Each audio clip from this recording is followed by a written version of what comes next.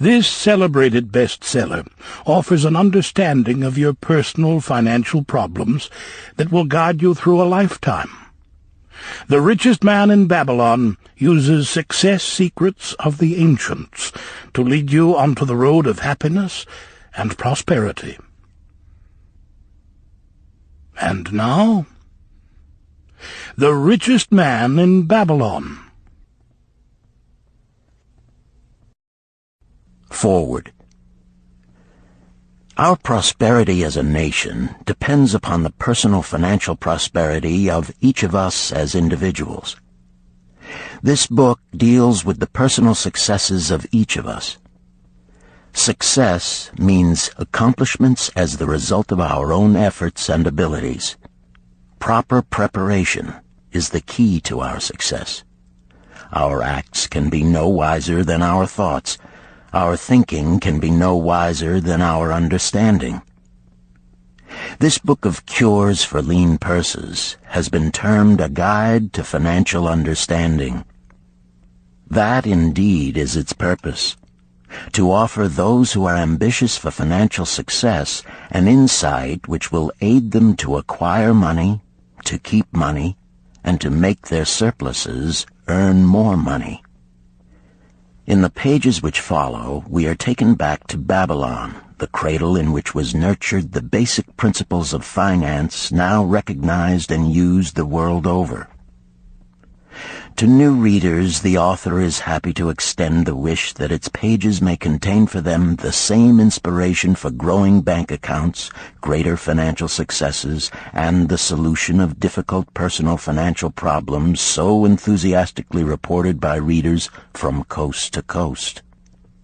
To the business executives who have distributed these tales in such generous quantities to friends, relatives, employees, and associates, the author takes this opportunity to express his gratitude.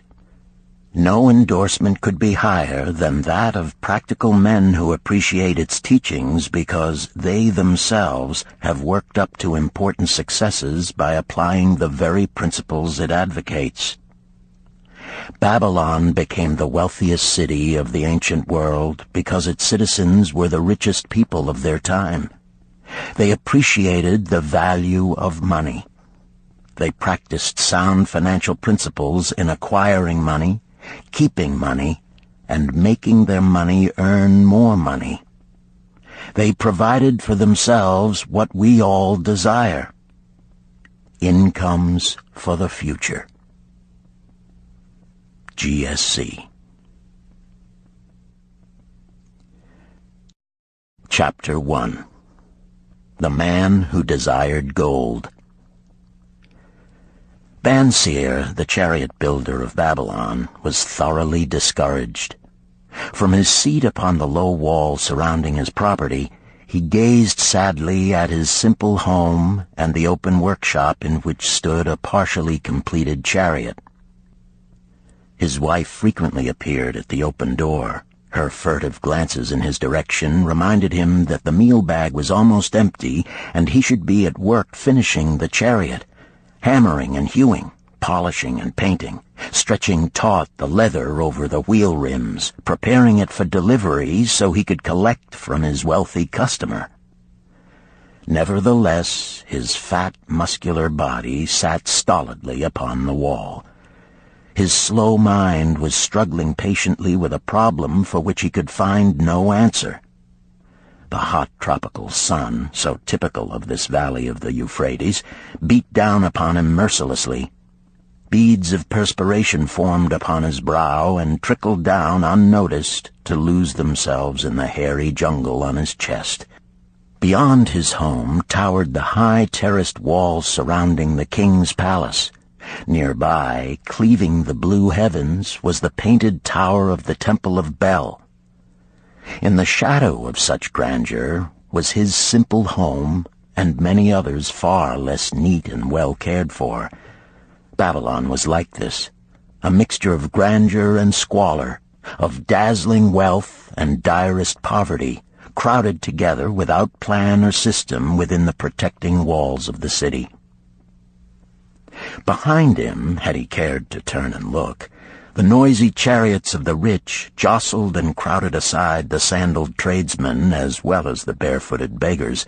Even the rich were forced to turn into the gutters to clear the way for the long lines of slave water carriers on the king's business, each bearing a heavy goatskin of water to be poured upon the hanging gardens. Bansir was too engrossed in his own problem to hear or heed the confused hubbub of the busy city. It was the unexpected twanging of the strings from a familiar lyre that aroused him from his reverie. He turned and looked into the sensitive, smiling face of his best friend, Kabai, the musician. "May the gods bless thee with great liberality, my good friend," began Kabai with an elaborate salute.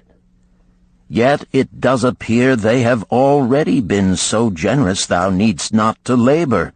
I rejoice with thee in thy good fortune. More, I would even share it with thee. Pray, from thy purse, which must be bulging, else thou wouldst be busy in yon shop, extract but 2 humble shekels and lend them to me until after the nobleman's feast this night.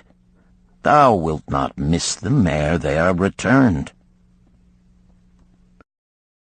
"If I did have 2 shekels," Bansir responded gloomily, "to no one could I lend them, not even to you, my best of friends, for they would be my fortune, my entire fortune." "No one lends his entire fortune, not even to his best friend." "What?" exclaimed Kabai with genuine surprise. "Thou hast not 1 shekel in thy purse, yet sit like a statue upon a wall. Why not complete that chariot? How else canst thou provide for thy noble appetite? 'Tis not like thee, my friend. Where is thy endless energy? Doth something distress thee? Have the gods brought to thee troubles?" "A torment from the gods it must be," Bansir agreed. "It began with a dream, a senseless dream in which I thought I was a man of means. From my belt hung a handsome purse, heavy with coins. There were shekels which I cast with careless freedom to the beggars. There were pieces of silver with which I did buy finery for my wife and whatever I did desire for myself. There were pieces of gold which made me feel assured of the future and unafraid to spend the silver. A glorious feeling of contentment was within me. You would not have known me for thy hard-working friend, nor wouldst have known my wife, so free from wrinkles was her face and shining with happiness. She was again the smiling maiden of our early married days." "A pleasant dream indeed," commented Kabai. "But why should such pleasant feelings as it aroused turn thee into a glum statue upon the wall?" "Why, indeed? Because when I awoke and remembered how empty was my purse, a feeling of rebellion swept over me. Let us talk it over together, for, as the sailors do say, we ride in the same boat, we two. As youngsters we went together to the priests to learn wisdom. As young men we shared each other's pleasures. As grown men we have always been close friends. We have been contented subjects of our kind. We have been satisfied to work long hours and spend our earnings freely. We have earned much coin in the years that have passed, yet to know the joys that come from wealth, we must dream about them. Bah! Are we more than dumb sheep? We live in the richest city in all the world. The travelers do say none equals it in wealth. About us is much display of wealth, but of it we ourselves have not. After half a lifetime of hard labor, thou, my best of friends, hast an empty purse, and sayest to me, may I borrow such a trifle as 2 shekels until after the nobleman's feast this night? Then what do I reply? Do I say, here is my purse, its contents will I gladly share? No, I admit that my purse is as empty as thine. What is the matter? Why cannot we acquire silver and gold, more than enough for food and robes? Consider also our sons, Bansir continued. Are they not following in the footsteps of their fathers? Need they and their families, and their sons' families, live all their lives in the midst of such treasures of gold, and yet, like us, be content to banquet upon sour goat's milk and porridge? Never in all the years of our friendship didst thou talk like this before, Bansir. Kabai was puzzled. Never in all those years did I think like this before.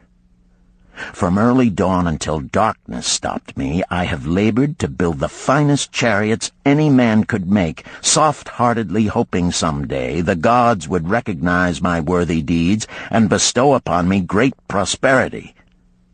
This they have never done. At last I realize this they will never do. Therefore my heart is sad. I wish to be a man of means. I wish to own lands and cattle, to have fine robes and coins in my purse. I am willing to work for these things with all the strength in my back, with all the skill in my hands, with all the cunning in my mind. But I wish my labors to be fairly rewarded. What is the matter with us? Again, I ask you, why cannot we have our just share of the good things so plentiful for those who have the gold with which to buy them? Would I knew the answer, Kabai replied.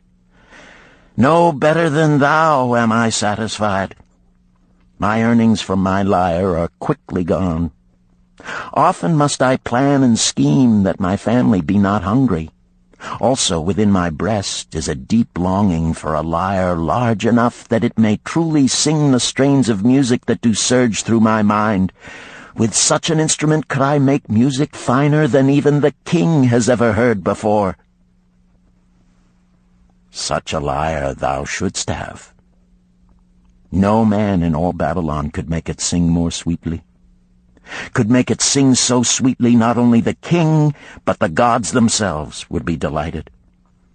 But how mayest thou secure it while we both of us are as poor as the king's slaves?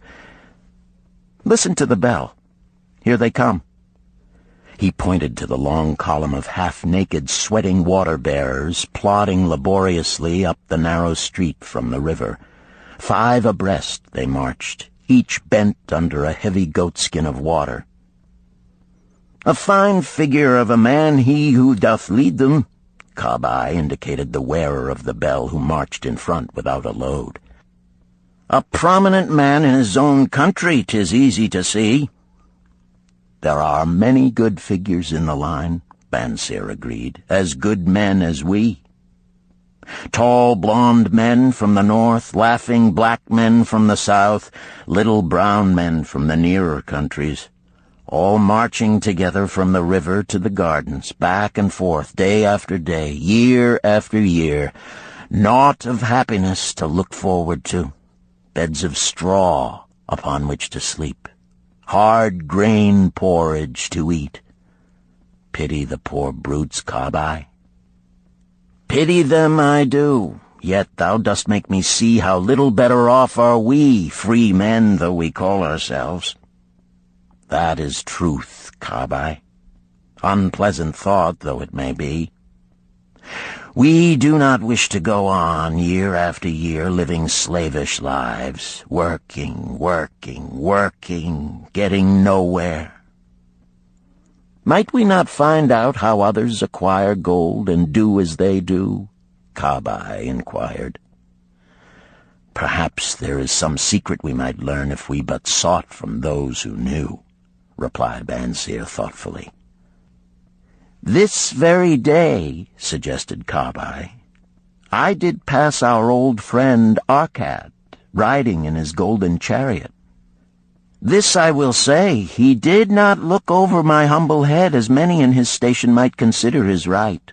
Instead, he did wave his hand that all onlookers might see him pay greetings and bestow his smile of friendship upon Kabai, the musician. He is claimed to be the richest man in all Babylon, Bansir mused. So rich, the king is said to seek his golden aid in affairs of the treasury, Kabai replied. So rich, Bansir interrupted. I fear if I should meet him in the darkness of the night, I should lay my hands upon his fat wallet. Nonsense, reproved Kabai. A man's wealth is not in the purse he carries. A fat purse quickly empties if there be no golden stream to refill it. Arkad has an income that constantly keeps his purse full, no matter how liberally he spends. Income, that is the thing, ejaculated Bansir. I wish an income that will keep flowing into my purse whether I sit upon the wall or travel to far lands. Arkad must know how a man can make an income for himself. Dost suppose it is something he could make clear to a mind as slow as mine? Methinks he did teach his knowledge to his son, Nomasir, Kabai responded. Did he not go to Nineveh and, so it is told at the inn, become, without aid from his father, one of the richest men in that city? Kabai, thou bringest to me a rare thought. A new light gleamed in Bansir's eyes. It costs nothing to ask wise advice from a good friend, and Arkad was always that. Never mind though our purses be as empty as the falcon's nest of a year ago. Let that not detain us. We are weary of being without gold in the midst of plenty. We wish to become men of means. Come, let us go to Arkad and ask how we also may acquire incomes for ourselves. Thou speakest with true inspiration, Bansir. Thou bringest to my mind a new understanding. Thou makest me to realize the reason why we have never found any measure of wealth. We never sought it. Thou hast labored patiently to build the staunchest chariots in Babylon. To that purpose was devoted your best endeavors. Therefore, at it thou didst succeed. I strove to become a skillful lyre player, and at it I did succeed. In those things toward which we exerted our best endeavors, we succeeded. The gods were content to let us continue thus. Now at last we see a light, bright like that from the rising sun. It biddeth us to learn more, that we may prosper more. With a new understanding, we shall find honorable ways to accomplish our desires. Let us go to Arkad this very day, Bansir urged. Also, let us ask other friends of our boyhood days who have fared no better than ourselves to join us, that they too may share in his wisdom. Thou wert ever thus thoughtful to thy friends, Bansir. Therefore hast thou many friends. It shall be as thou sayest. We go this day and take them with us.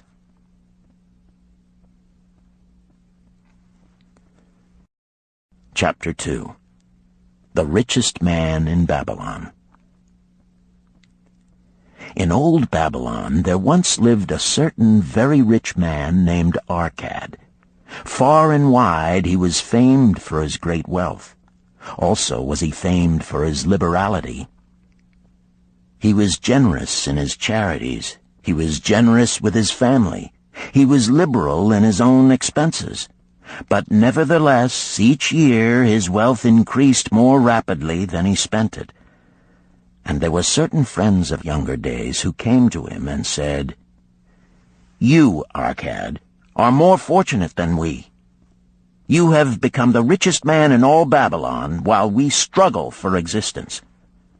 You can wear the finest garments, and you can enjoy the rarest foods, while we must be content if we can clothe our families in raiment that is presentable and feed them as best we can. Yet once we were equal. We studied under the same master. We played in the same games, and in neither the studies nor the games did you outshine us. And in the years since, you have been no more an honorable citizen than we. Nor have you worked harder or more faithfully in so far as we can judge. Why, then, should a fickle fate single you out to enjoy all the good things of life and ignore us who are equally deserving? Thereupon Arcad remonstrated with them, saying, If you have not acquired more than a bare existence in the years since we were youths, it is because you either have failed to learn the laws that govern the building of wealth, or else you do not observe them. Fickle fate is a vicious goddess who brings no permanent good to anyone. On the contrary, she brings ruin to almost every man upon whom she showers unearned gold. She makes wanton spenders who soon dissipate all they receive and are left beset by overwhelming appetites and desires they have not the ability to gratify. Yet others whom she favors become misers and hoard their wealth, fearing to spend what they have, knowing they do not possess the ability to replace it. They further are beset by fear of robbers and doom themselves to lives of emptiness and secret misery.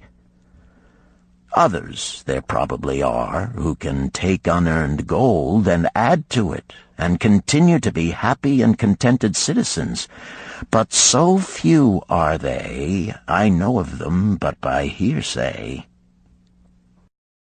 Think you of the men who have inherited sudden wealth, and see if these things are not so. His friends admitted that of the men they knew who had inherited wealth, these words were true, and they besought him to explain to them how he had become possessed of so much prosperity, so he continued.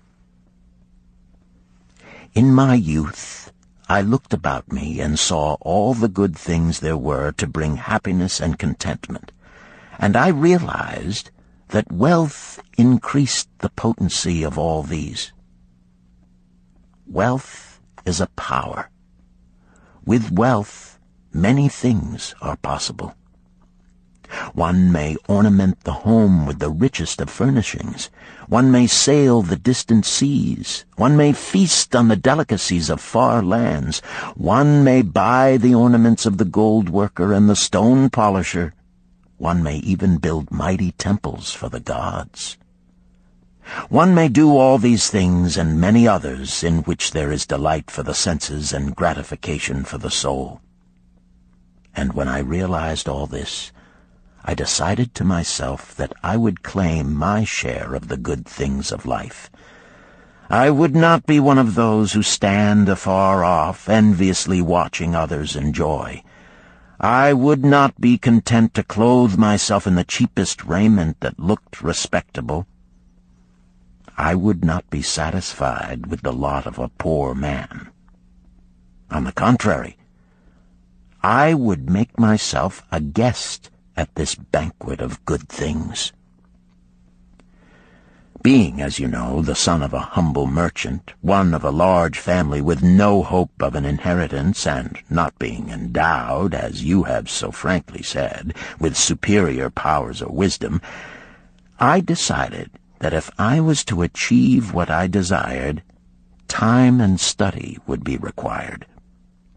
As for time, all men have it in abundance. You, each of you, have let slip by sufficient time to have made yourselves wealthy. Yet you admit you have nothing to show except your good families, of which you can be justly proud.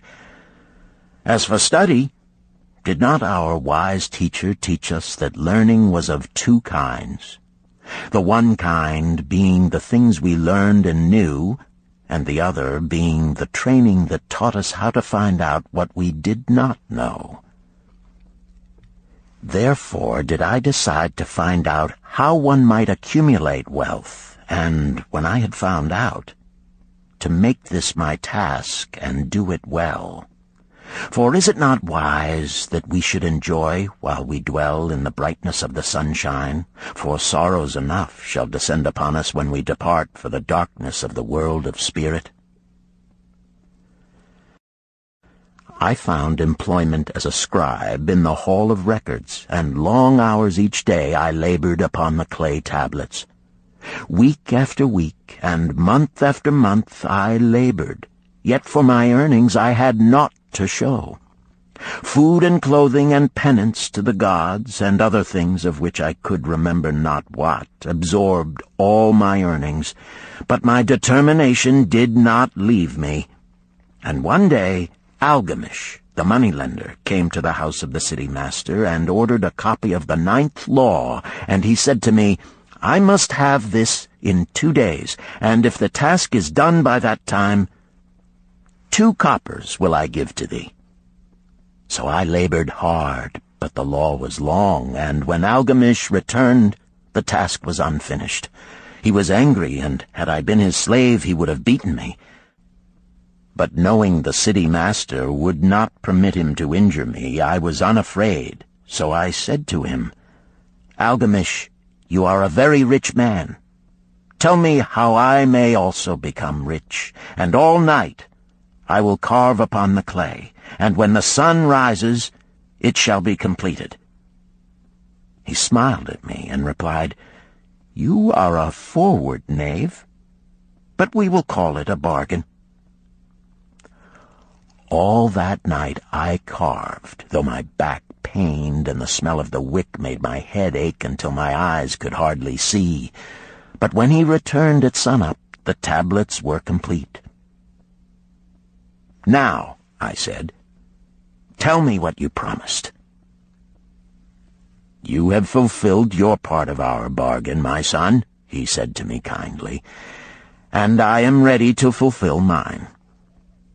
I will tell you these things you wish to know, because I am becoming an old man, and an old tongue loves to wag.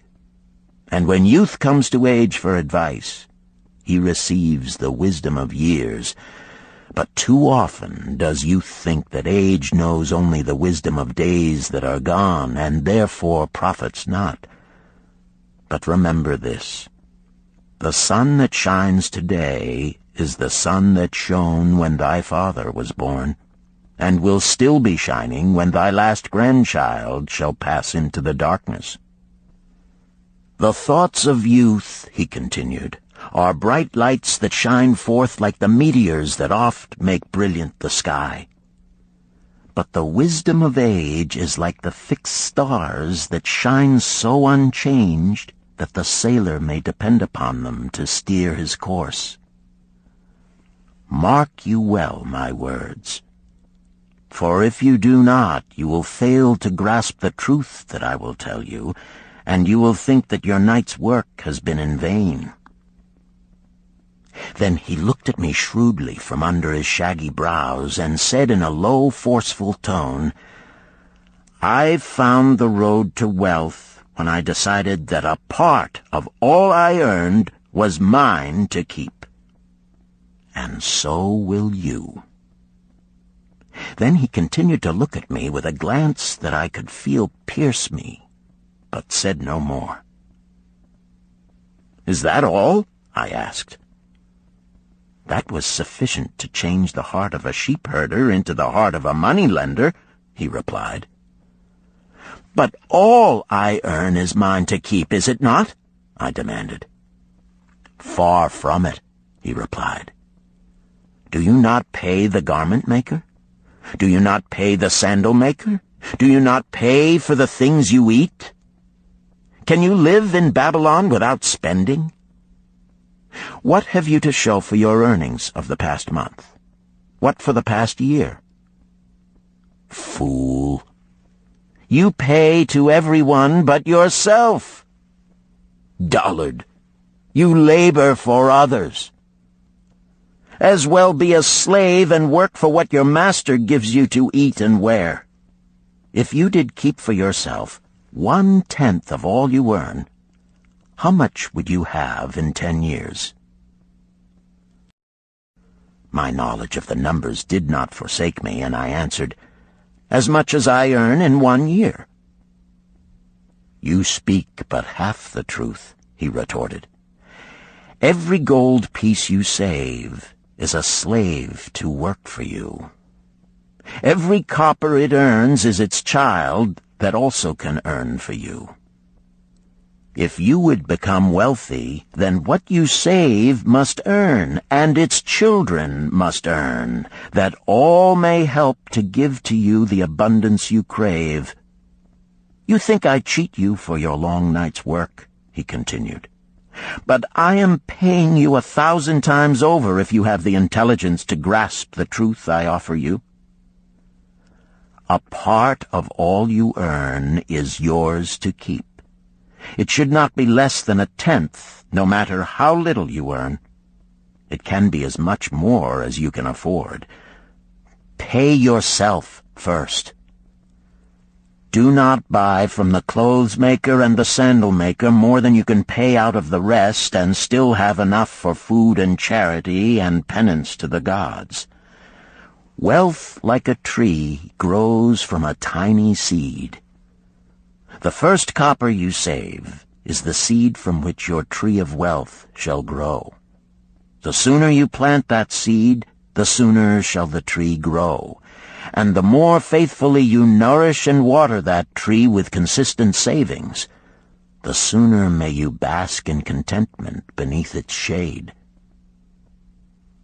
So saying, he took his tablets and went away. I thought much about what he had said to me, and it seemed reasonable, so I decided that I would try it. Each time I was paid, I took 1 from each 10 pieces of copper and hid it away. And strange as it may seem, I was no shorter of funds than before. I noticed little difference as I managed to get along without it. But often I was tempted, as my hoard began to grow, to spend it for some of the good things the merchants displayed, brought by camels and ships from the land of the Phoenicians. But I wisely refrained. A 12th month after Algamish had gone, he again returned and said to me, "Son, have you paid to yourself not less than 1/10 of all you have earned for the past year?" I answered proudly, "Yes, master, I have." "That is good," he answered, beaming upon me. "And what have you done with it?" "I have given it to Asmer, the brickmaker, who told me he was traveling over the far seas, and in Tyre he would buy from me the rare jewels of the Phoenicians. When he returns, we shall sell these at high prices and divide the earnings." "Every fool must learn," he growled. "But why trust the knowledge of a brickmaker about jewels? Would you go to the breadmaker to inquire about the stars? No, by my tunic, you would go to the astrologer if you had power to think. Your savings are gone, youth. You have jerked your wealth tree up by the roots. But plant another. Try again. And next time, if you would have advice about jewels, go to the jewel merchant. If you would know the truth about sheep, go to the herdsman. Advice is one thing that is freely given away, but watch that you take only what is worth having. He who takes advice about his savings from one who is inexperienced in such matters shall pay with his savings for proving the falsity of their opinions." Saying this, he went away.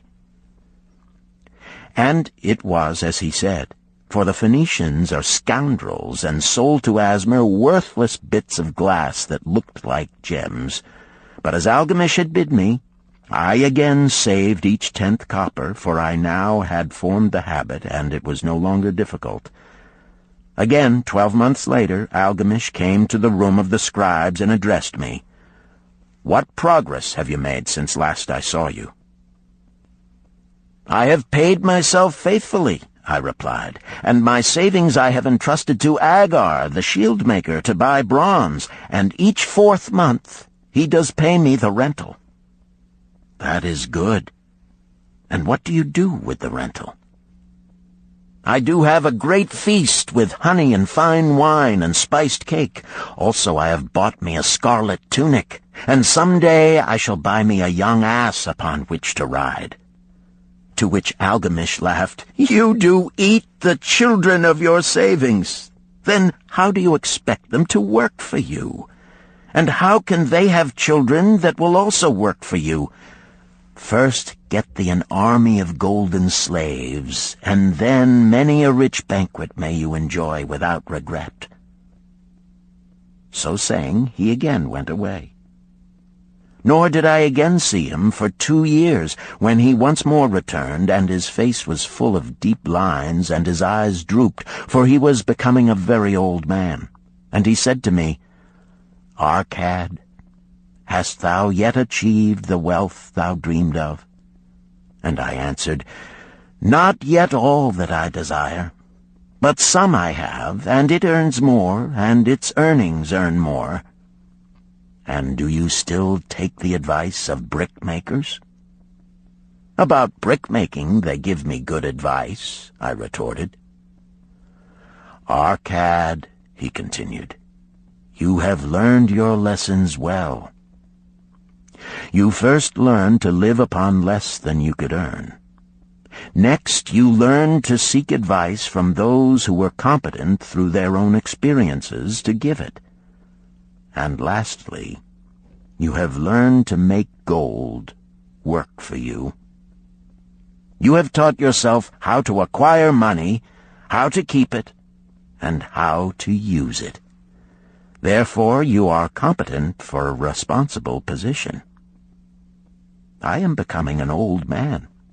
My sons think only of spending and give no thought to earning.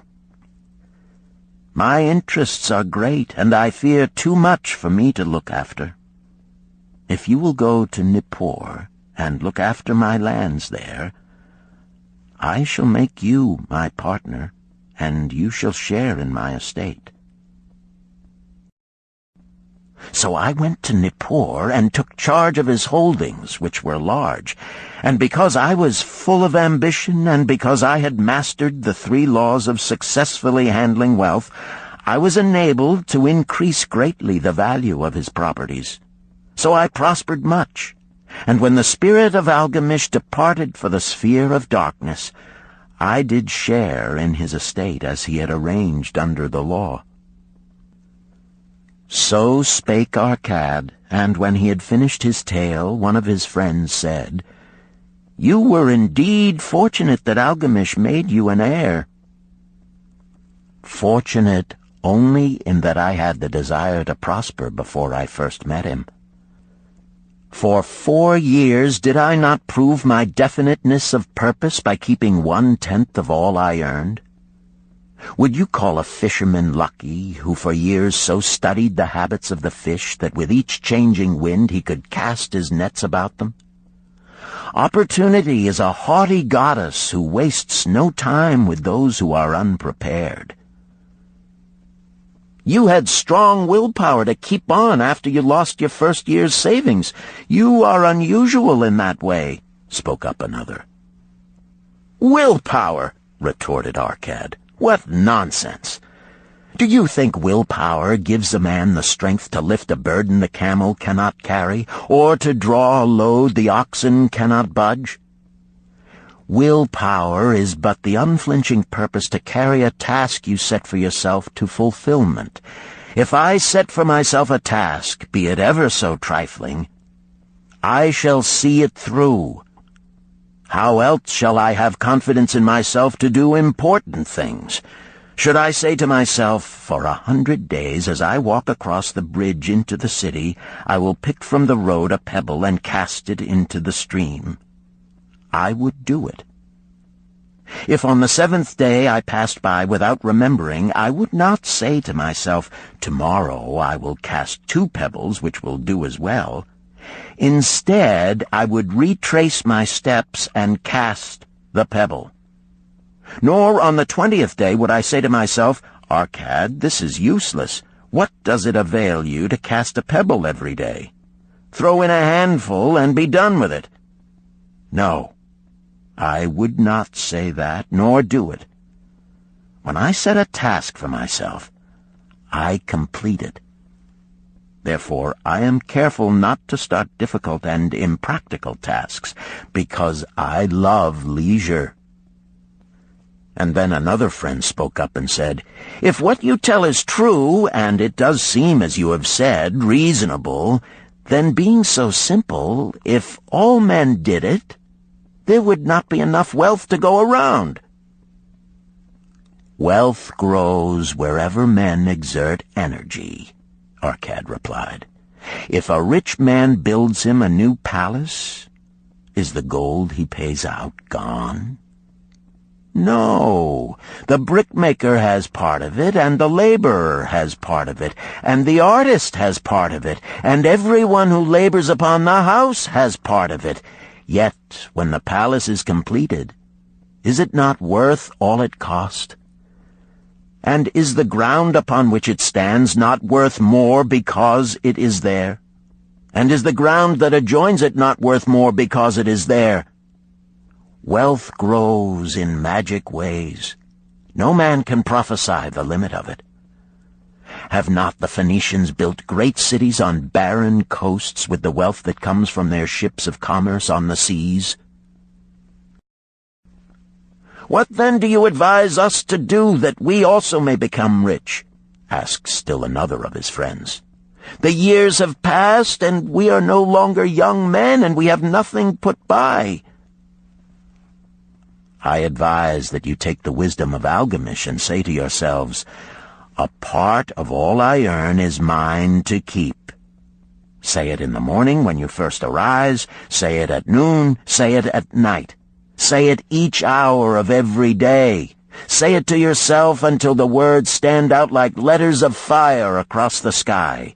Impress yourself with the idea. Fill yourself with the thought. Then take whatever portion seems wise. Let it be not less than 1/10, and lay it by.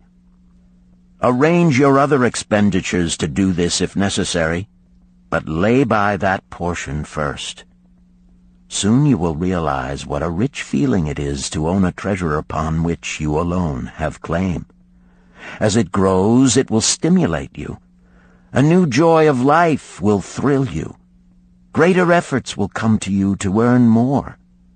For of your increased earnings, will not the same percentage be also yours to keep? Then learn to make your treasure work for you. Make it your slave. Make its children and its children's children work for you. Ensure an income for thy future. Look thou at the aged, and forget not that in the days to come thou also will be numbered among them. Therefore invest thy treasure with greatest caution that it be not lost. Usurious rates of return are deceitful sirens that sing but to lure the unwary upon the rocks of loss and remorse. Provide also that thy family may not want should the gods call thee to their realms. For such protection it is always possible to make provision with small payments at regular intervals. Therefore the provident man delays not in expectation of a large sum becoming available for such a wise purpose. Counsel with wise men. Seek the advice of men whose daily work is handling money. Let them save you from such an error as I myself made in entrusting my money to the judgment of Asmer, the brickmaker. A small return and a safe one is far more desirable than risk. Enjoy life while you are here. Do not overstrain or try to save too much. If 1/10 of all you earn is as much as you can comfortably keep, be content to keep this portion. Live otherwise according to your income, and let not yourself get niggardly and afraid to spend. Life is good, and life is rich with things worth while and things to enjoy. His friends thanked him and went away. Some were silent because they had no imagination and could not understand. Some were sarcastic because they thought that one so rich should divide with old friends not so fortunate. But some had in their eyes a new light. They realized that Algamish had come back each time to the room of the scribes because he was watching a man work his way out of darkness into light. When that man had found the light, a place awaited him. No one could fill that place until he had for himself worked out his own understanding, until he was ready for opportunity. These latter were the ones who, in the following years, frequently revisited Arcad, who received them gladly. He counseled with them and gave them freely of his wisdom, as men of broad experience are always glad to do, and he assisted them in so investing their savings that it would bring in a good interest with safety and would neither be lost nor entangled in investments that paid no dividends. The turning point in these men's lives came upon that day when they realized the truth that had come from Algamish to Arcad, and from Arcad to them. A part of all you earn is yours to keep.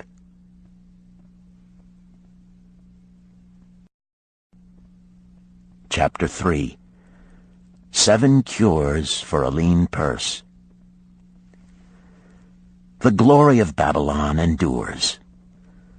Down through the ages, its reputation comes to us as the richest of cities, its treasures as fabulous. Yet it was not always so. The riches of Babylon were the results of the wisdom of its people. They first had to learn how to become wealthy. When the good King Sargon returned to Babylon after defeating his enemies, the Elamites, he was confronted with a serious situation. The royal chancellor explained it to the king thus: "After many years of great prosperity brought to our people because your majesty built the great irrigation canals and the mighty temples of the gods, now that these works are completed, the people seem unable to support themselves. The laborers are without employment. The merchants have few customers. The farmers are unable to sell their produce. The people have not enough gold to buy food." "But where has all the gold gone that we spent for these great improvements?" demanded the king. "It has found its way, I fear," responded the chancellor, "into the possession of a few very rich men of our city. It filtered through the fingers of most of our people as quickly as the goat's milk goes through the strainer. Now that the stream of gold has ceased to flow, most of our people have nothing to show for their earnings." The king was thoughtful for some time. Then he asked, "Why should so few men be able to acquire all the gold?" "Because they know how," replied the chancellor. "One may not condemn a man for succeeding because he knows how. Neither may one with justice take away from a man what he has fairly earned, to give to men of less ability." "But why," demanded the king, "should not all the people learn how to accumulate gold and therefore become themselves rich and prosperous?" "Quite possible, Your Excellency. But who can teach them? Certainly not the priests, because they know naught of money-making." "Who knows best in all our city how to become wealthy, Chancellor?" asked the king. "Thy question answers itself, Your Majesty. Who has amassed the greatest wealth in Babylon?"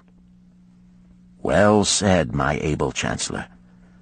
It is Arcad. He is the richest man in Babylon. Bring him before me on the morrow." Upon the following day, as the king had decreed, Arcad appeared before him, straight and sprightly, despite his 80 years and 10. "Arcad," spoke the king, "is it true thou art the richest man in Babylon?" "So it is reported, Your Majesty, and no man disputes it." "How becamest thou so wealthy?" "By taking advantage of opportunities available to all citizens of our good city."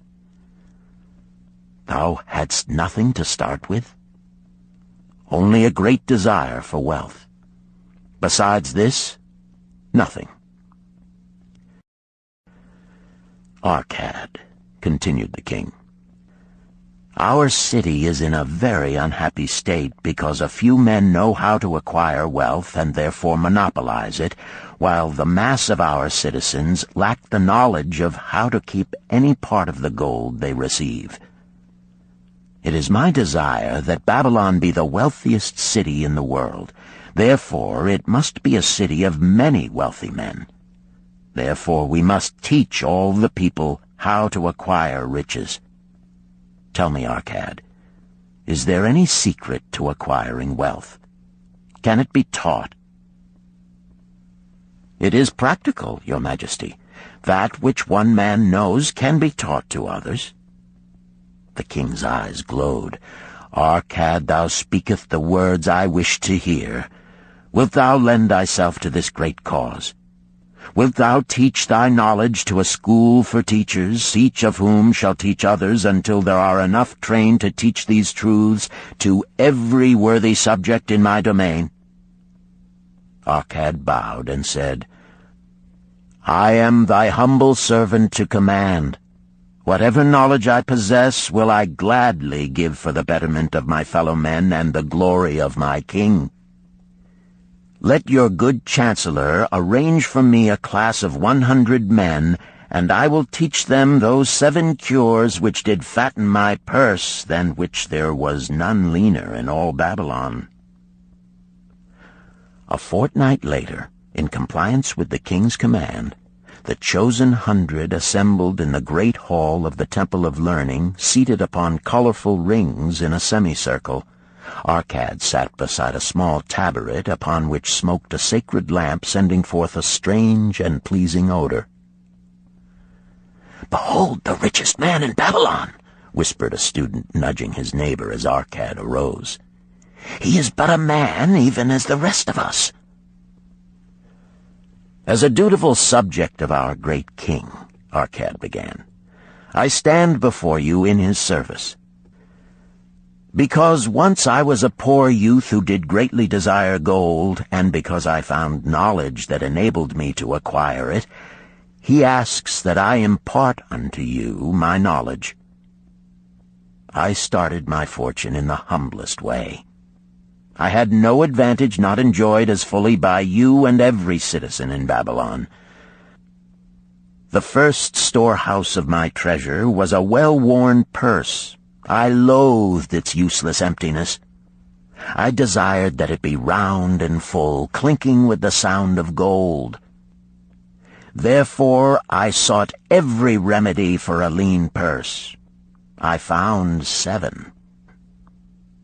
To you who are assembled before me shall I explain the 7 cures for a lean purse which I do recommend to all men who desire much gold. Each day for 7 days will I explain to you one of the 7 remedies. Listen attentively to the knowledge that I will impart. Debate it with me. Discuss it among yourselves. Learn these lessons thoroughly, that ye may also plant in your own purse the seed of wealth. First must each of you start wisely to build a fortune of his own. Then wilt thou be competent, and only then, to teach these truths to others.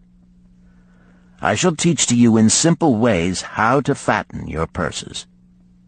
This is the first step leading to the Temple of Wealth, and no man may climb who cannot plant his feet firmly upon the first step. We shall now consider the first cure. The first cure. Start thy purse to fattening. Arcad addressed the thoughtful man in the second row. My good friend, at what craft workest thou? I, replied the man, am a scribe and carve records upon the clay tablets. Even at such labor did I myself earn my first coppers. Therefore thou hast the same opportunity to build a fortune. He spoke to a florid-faced man farther back. Pray tell also what dost thou to earn thy bread?"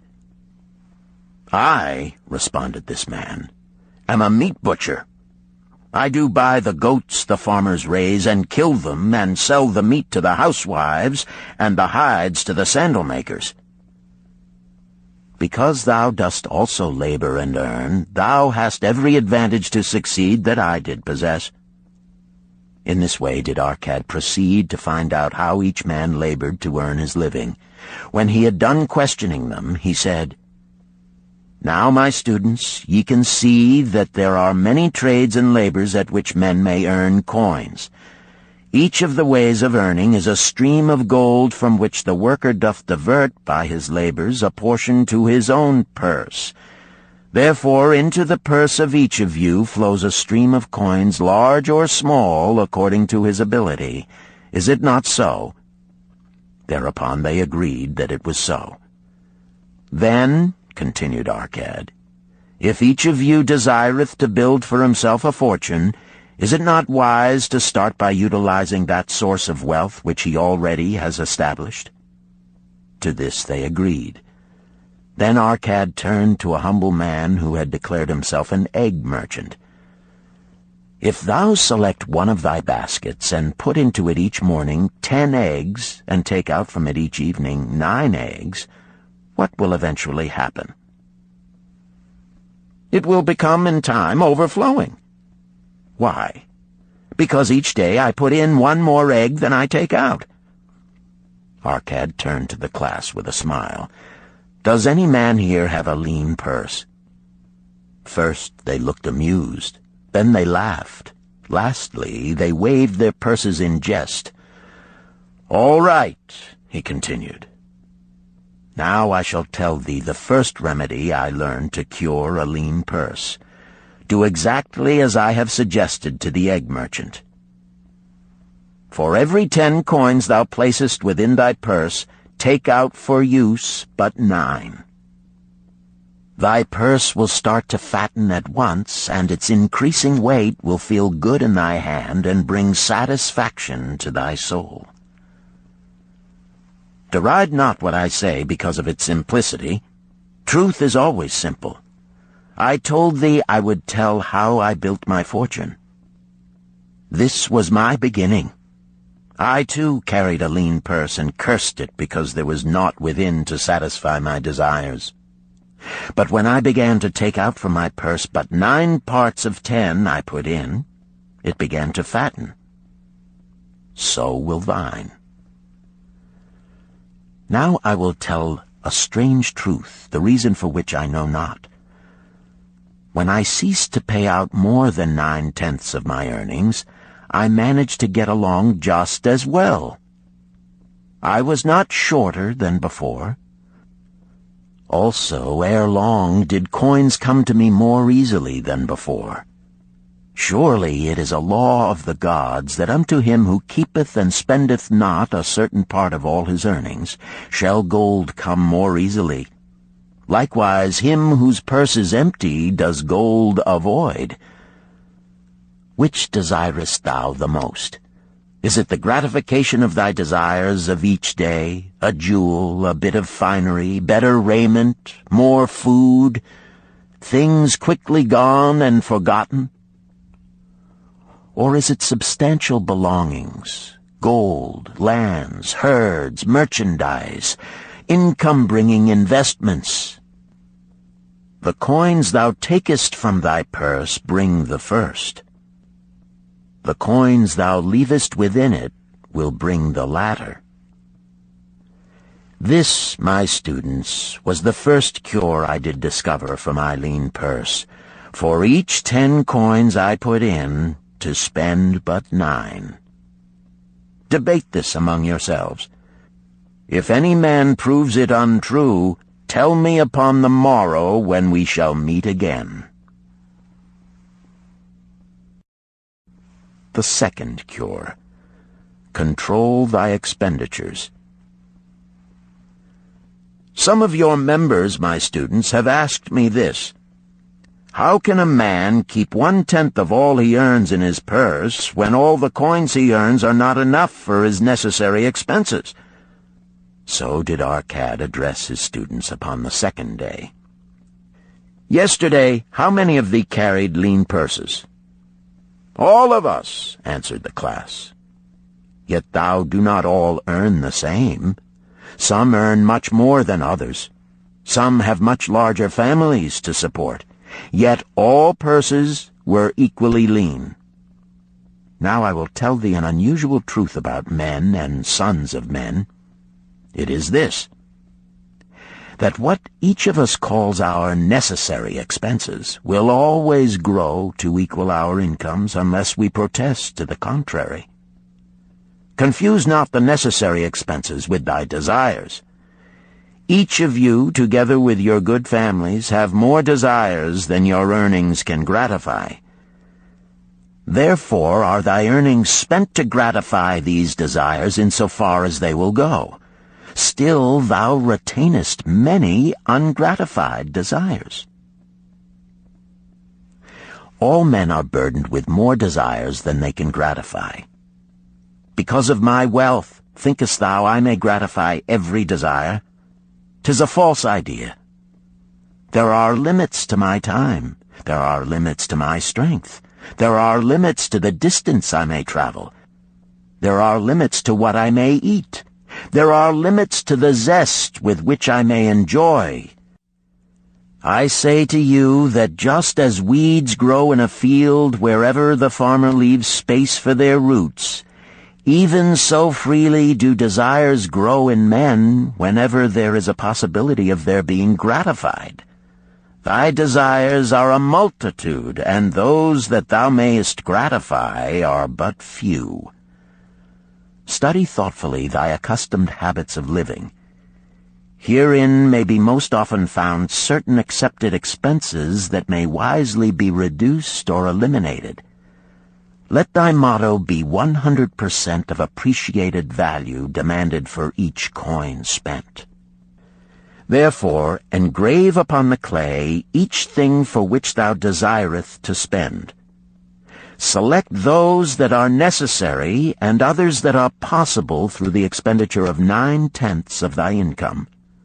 Cross out the rest and consider them but a part of that great multitude of desires that must go unsatisfied, and regret them not. Budget then thy necessary expenses. Touch not the 1/10 that is fattening thy purse. Let this be thy great desire that is being fulfilled. Keep working with thy budget. Keep adjusting it to help thee. Make it thy first assistant in defending thy fattening purse." Hereupon one of the students, wearing a robe of red and gold, arose and said, "I am a free man. I believe that it is my right to enjoy the good things of life. Therefore do I rebel against the slavery of a budget which determines just how much I may spend and for what. I feel it would take much pleasure from my life and make me little more than a pack-ass to carry a burden." To him Arcad replied, "Who, my friend, would determine thy budget?" "I would make it for myself," responded the protesting one. "In that case, were a pack-ass to budget his burden, would he include therein jewels and rugs and heavy bars of gold? Not so. He would include hay and grain and a bag of water for the desert trail. The purpose of a budget is to help thy purse to fatten. It is to assist thee to have thy necessities and, insofar as attainable, thy other desires. It is to enable thee to realize thy most cherished desires by defending them from thy casual wishes. Like a bright light in a dark cave, thy budget shows up the leaks from thy purse and enables thee to stop them and control thy expenditures for definite and gratifying purposes. This, then, is the second cure for a lean purse. Budget thy expenses, that thou mayest have coins to pay for thy necessities, to pay for thy enjoyments, and to gratify thy worthwhile desires without spending more than 9/10 of thy earnings. The third cure: make thy gold multiply. Behold, thy lean purse is fattening. Thou hast disciplined thyself to leave therein 1/10 of all thou earnest. Thou hast controlled thy expenditures to protect thy growing treasure. Next, we will consider means to put thy treasure to labor and to increase. Gold in a purse is gratifying to own, and satisfieth a miserly soul, but earns nothing. The gold we may retain from our earnings is but the start. The earnings it will make shall build our fortunes. So spoke Arcad upon the third day to his class. How, therefore, may we put our gold to work? My first investment was unfortunate, for I lost all. Its tale I will relate later. My first profitable investment was a loan I made to a man named Agar, a shield maker. Once each year did he buy large shipments of bronze brought from across the sea to use in his trade. Lacking sufficient capital to pay the merchants, he would borrow from those who had extra coins. He was an honorable man. His borrowing he would repay, together with a liberal rental as he sold his shields. Each time I loaned to him, I loaned back also the rental he had paid to me. Therefore not only did my capital increase, but its earnings likewise increased. Most gratifying was it to have these sums returned to my purse. I tell you, my students, a man's wealth is not in the coins he carries in his purse.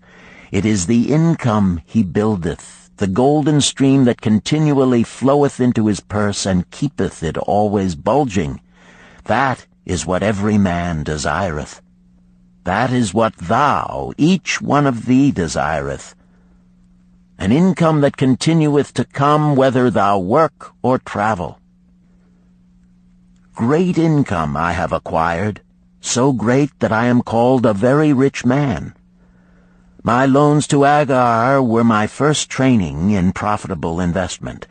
Gaining wisdom from this experience, I extended my loans and investments as my capital increased. From a few sources at first, from many sources later, flowed into my purse a golden stream of wealth available for such wise uses as I should decide. Behold, from my humble earnings, I had begotten a horde of golden slaves, each laboring and earning more gold. As they labored for me, so their children also labored, and their children's children, until great was the income from their combined efforts. Gold increaseth rapidly when making reasonable earnings, as thou wilt see from the following. A farmer, when his first son was born, took 10 pieces of silver to a moneylender and asked him to keep it on rental for his son until he became 20 years of age. This the moneylender did, and agreed the rental should be 1/4 of its value each 4 years. The farmer asked, because this sum he had set aside as belonging to his son, that the rental be added to the principal.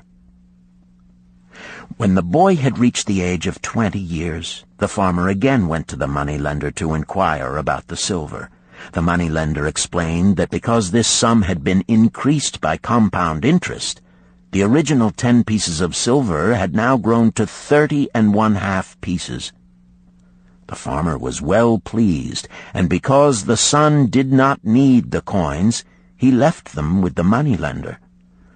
When the son became 50 years of age, the father meantime having passed to the other world, the moneylender paid the son in settlement 167 pieces of silver. Thus, in 50 years, had the investment multiplied itself at rental almost 17 times. This, then, is the third cure for a lean purse. to put each coin to laboring, that it may reproduce its kind, even as the flocks of the field, and help bring to thee income, a stream of wealth that shall flow constantly into thy purse. The fourth cure. Guard thy treasures from loss. Misfortune loves a shining mark. Gold in a man's purse must be guarded with firmness, else it be lost.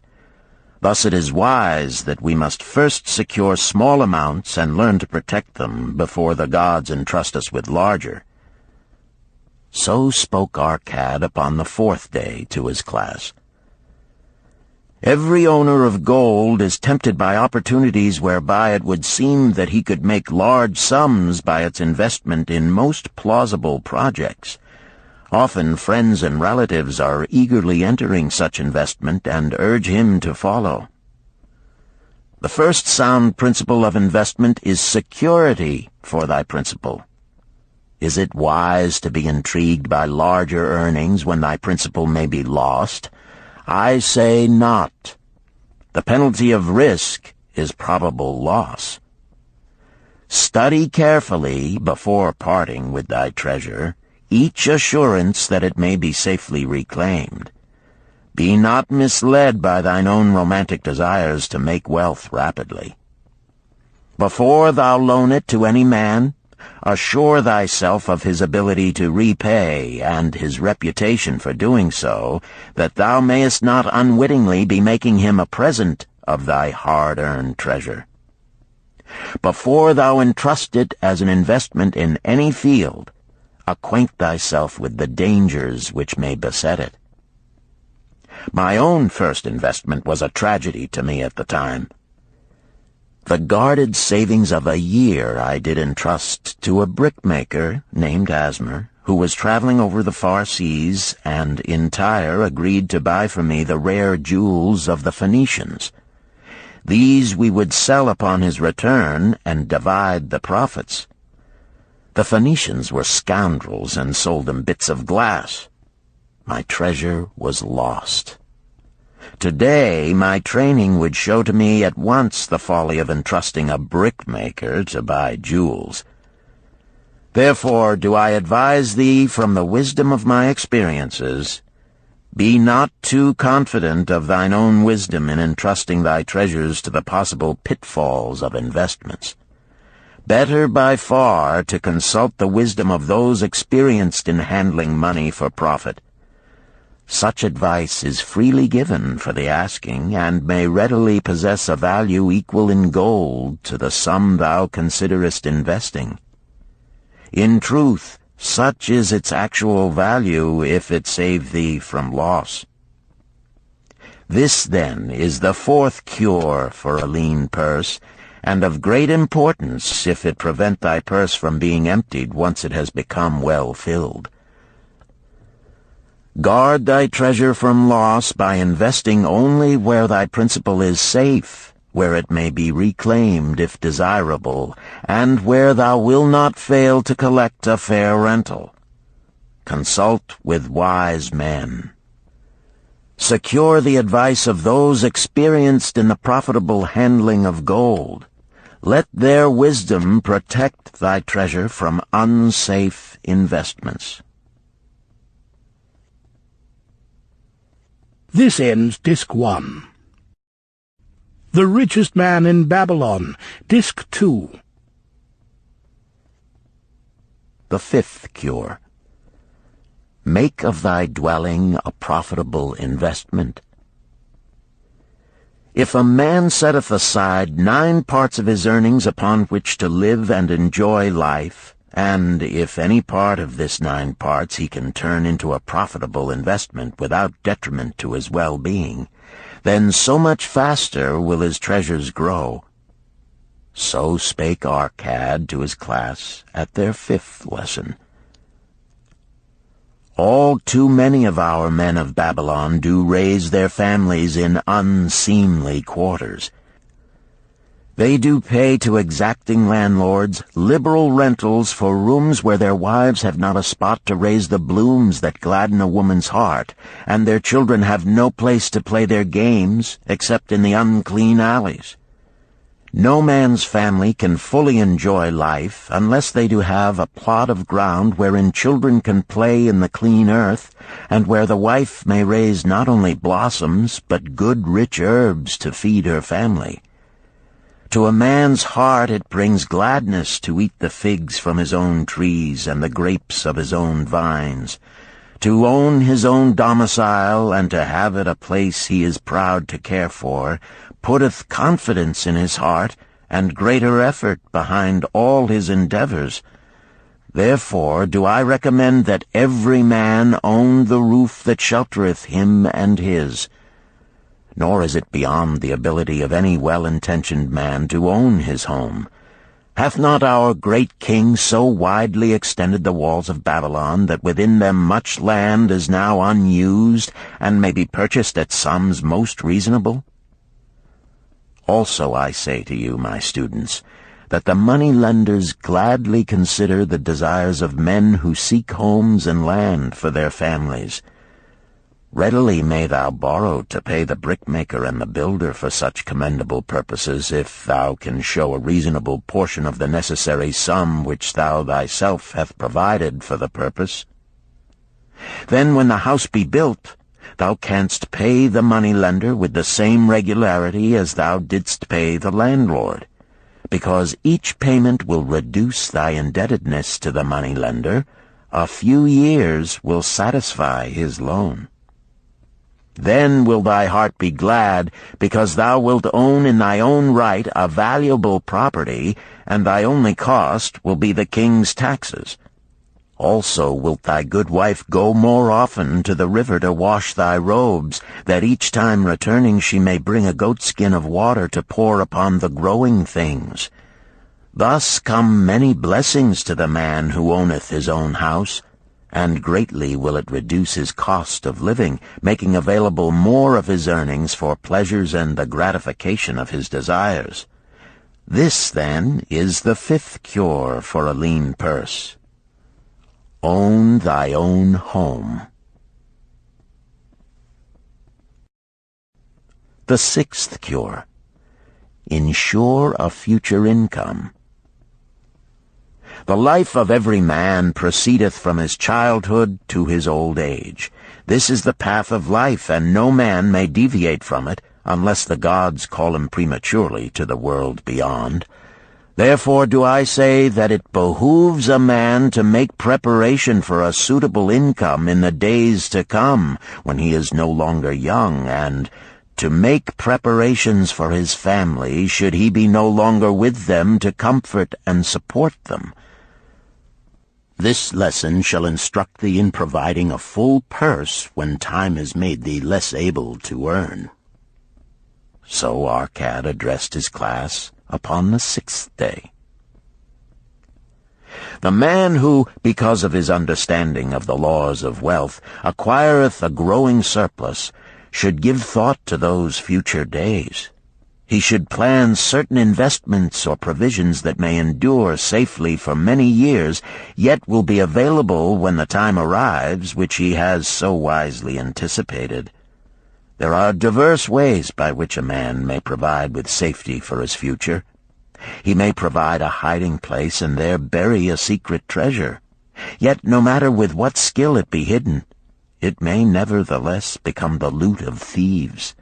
For this reason I recommend not this plan.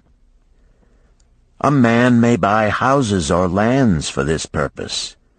If wisely chosen as to their usefulness and value in the future, they are permanent in their value and their earnings, or their sale will provide well for his purpose. A man may loan a small sum to the moneylender and increase it at regular periods. The rental which the moneylender adds to this will largely add to its increase. I do know a sandal-maker named Ansan, who explained to me not long ago that each week for 8 years he had deposited with his moneylender 2 pieces of silver. The moneylender had but recently given him an accounting over which he greatly rejoiced. The total of his small deposits with their rental at the customary rate of 1/4 their value for each 4 years had now become 1,040 pieces of silver. I did gladly encourage him further by demonstrating to him with my knowledge of the numbers that in 12 years more, if he would keep his regular deposits of but 2 pieces of silver each week, the moneylender would then owe him 4,000 pieces of silver, a worthy competence for the rest of his life. Surely when such a small payment made with regularity doth produce such profitable results, no man can afford not to insure a treasure for his old age and the protection of his family, no matter how prosperous his business and his investments may be. I would that I might say more about this. In my mind rests a belief that someday wise-thinking men will devise a plan to insure against death, whereby many men pay in but a trifling sum regularly, the aggregate making a handsome sum for the family of each member who passeth to the beyond. This do I see as something desirable and which I could highly recommend. But today it is not possible, because it must reach beyond the life of any man or any partnership to operate. It must be as stable as the king's throne. Some day do I feel that such a plan shall come to pass, and be a great blessing to many men, because even the first small payment will make available a snug fortune for the family of a member, should he pass on. But because we live in our own day, and not in the days which are to come, must we take advantage of those means and ways of accomplishing our purposes. Therefore do I recommend to all men that they, by wise and well-thought-out methods, do provide against a lean purse in their mature years. For a lean purse to a man no longer able to earn, or to a family without its head, is a sore tragedy. This, then, is the 6th cure for a lean purse. Provide in advance for the needs of thy growing age and the protection of thy family. The 7th cure. Increase thy ability to earn. This day do I speak to thee, my students, of one of the most vital remedies for a lean purse. Yet I will not talk of gold, but of yourselves, of the men beneath the robes of many colors who do sit before me. I will talk to you of those things within the minds and lives of men which do work for or against their success. So did Arcad address his class upon the 7th day. Not long ago came to me a young man seeking to borrow. When I questioned him the cause of his necessity, he complained that his earnings were insufficient to pay his expenses. Thereupon I explained to him, this being the case, he was a poor customer for the moneylender, as he possessed no surplus earning capacity to repay the loan. What you need, young man, I told him, is to earn more coins. What dost thou to increase thy capacity to earn? All that I can do, he replied. 6 times within 2 moons have I approached my master to request my pay be increased, but without success. No man can go oftener than that. We may smile at his simplicity, yet he did possess one of the vital requirements to increase his earnings. Within him was a strong desire to earn more, a proper and commendable desire. Preceding accomplishment must be desire. Thy desires must be strong and definite. General desires are but weak longings. For a man to wish to be rich is of little purpose. For a man to desire 5 pieces of gold is a tangible desire which he can press to fulfillment. After he has backed his desire for 5 pieces of gold with strength of purpose to secure it, next he can find similar ways to obtain 10 pieces, and then 20 pieces, and later 1,000 pieces, and, behold, he has become wealthy. In learning to secure his one definite small desire, he hath trained himself to secure a larger one. This is the process by which wealth is accumulated, first in small sums, then in larger ones as a man learns and becomes more capable. Desires must be simple and definite. They defeat their own purpose should they be too many, too confusing, or beyond a man's training to accomplish.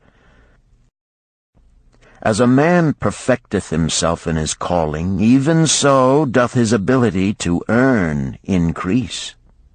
In those days when I was a humble scribe carving upon the clay for a few coppers each day, I observed that other workers did more than I, and were paid more.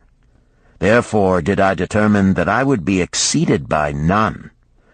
Nor did it take long for me to discover the reason for their greater success. More interest in my work, more concentration upon my task, more persistence in my effort, and, behold, few men could carve more tablets in a day than I. With reasonable promptness my increased skill was rewarded, nor was it necessary for me to go 6 times to my master to request recognition. The more of wisdom we know, the more we may earn. That man who seeks to learn more of his craft shall be richly rewarded. If he is an artisan, he may seek to learn the methods and the tools of those most skillful in the same line. If he laboreth at the law or at healing, he may consult and exchange knowledge with others of his calling. If he be a merchant, he may continually seek better goods that can be purchased at lower prices. Always do the affairs of men change and improve, because keen-minded men seek greater skill that they may better serve those upon whose patronage they depend. Therefore I urge all men to be in the front rank of progress, and not to stand still, lest they be left behind. Many things come to make a man's life rich with gainful experiences. Such things as the following a man must do if he respects himself. He must pay his debts with all the promptness within his power, not purchasing that for which he is unable to pay. He must take care of his family, that they may think and speak well of him. He must make a will of record, that in case the gods call him, proper and honorable division of his property be accomplished. He must have compassion upon those who are injured and smitten by misfortune, and aid them within reasonable limits. He must do deeds of thoughtfulness to those dear to him. Thus, the 7th and last remedy for a lean purse is to cultivate thy own powers, to study and become wiser, to become more skillful, to so act as to respect thyself. Thereby shalt thou acquire confidence in thyself to achieve thy carefully considered desires. These, then, are the 7 cures for a lean purse, which, out of the experience of a long and successful life, I do urge for all men who desire wealth. There is more gold in Babylon, my students, than thou dreamest of. There is abundance for all. Go thou forth and practice these truths, that thou mayest prosper and grow wealthy, as is thy right. Go thou forth and teach these truths, that every honorable subject of his majesty may also share liberally in the ample wealth of our beloved city. Chapter 4. Meet the Goddess of Good Luck. Babylonian proverb. If a man be lucky, there is no foretelling the possible extent of his good fortune. Pitch him into the Euphrates, and like as not he will swim out with a pearl in his hand. The desire to be lucky is universal. It was just as strong in the breasts of men 4,000 years ago in ancient Babylon as it is in the hearts of men today. We all hope to be favored by the whimsical goddess of good luck. Is there some way we can meet her and attract not only her favorable attention, but her generous favors? Is there a way to attract good luck? That is just what the men of ancient Babylon wished to know. It is exactly what they decided to find out. They were shrewd men and keen thinkers. That explains why their city became the richest and most powerful city of their time. In that distant past, they had no schools or colleges. Nevertheless, they had a center of learning, and a very practical one it was. Among the towered buildings in Babylon was one that ranked in importance with the palace of the king, the hanging gardens, and the temples of the gods.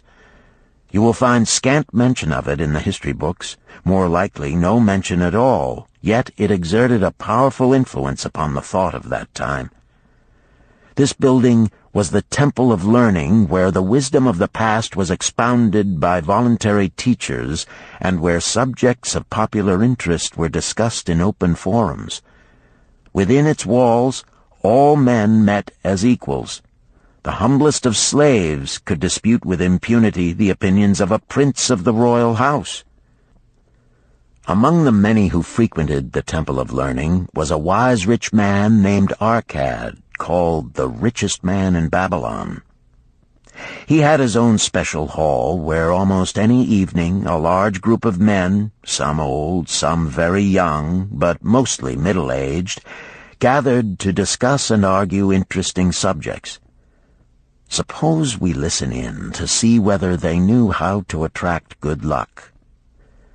The sun had just set like a great red ball of fire shining through the haze of desert dust when Arcad strolled to his accustomed platform. Already full 80 men were awaiting his arrival, reclining on their small rugs spread upon the floor. More were still arriving. "What shall we discuss this night?" Arcad inquired. After a brief hesitation, a tall cloth weaver addressed him, arising as was the custom. "I have a subject I would like to hear discussed, yet hesitate to offer, lest it seem ridiculous to you, Arcad, and my good friends here." Upon being urged to offer it, both by Arcad and by calls from the others, he continued, "This day I have been lucky, for I have found a purse in which there are pieces of gold. To continue to be lucky is my great desire. Feeling that all men share with me this desire, I do suggest we debate how to attract good luck, that we may discover ways it can be enticed to one." "A most interesting subject has been offered," Arcad commented. "One most worthy of our discussion. To some men, good luck bespeaks but a chance happening that, like an accident, may befall one without purpose or reason. Others do believe that the instigator of all good fortune is our most bounteous goddess Ashtar, ever anxious to reward with generous gifts those who please her. Speak up, my friends, what say you? Shall we seek to find if there be means by which good luck may be enticed to visit each and all of us?" "Yea, yea, and much of it," responded the growing group of eager listeners.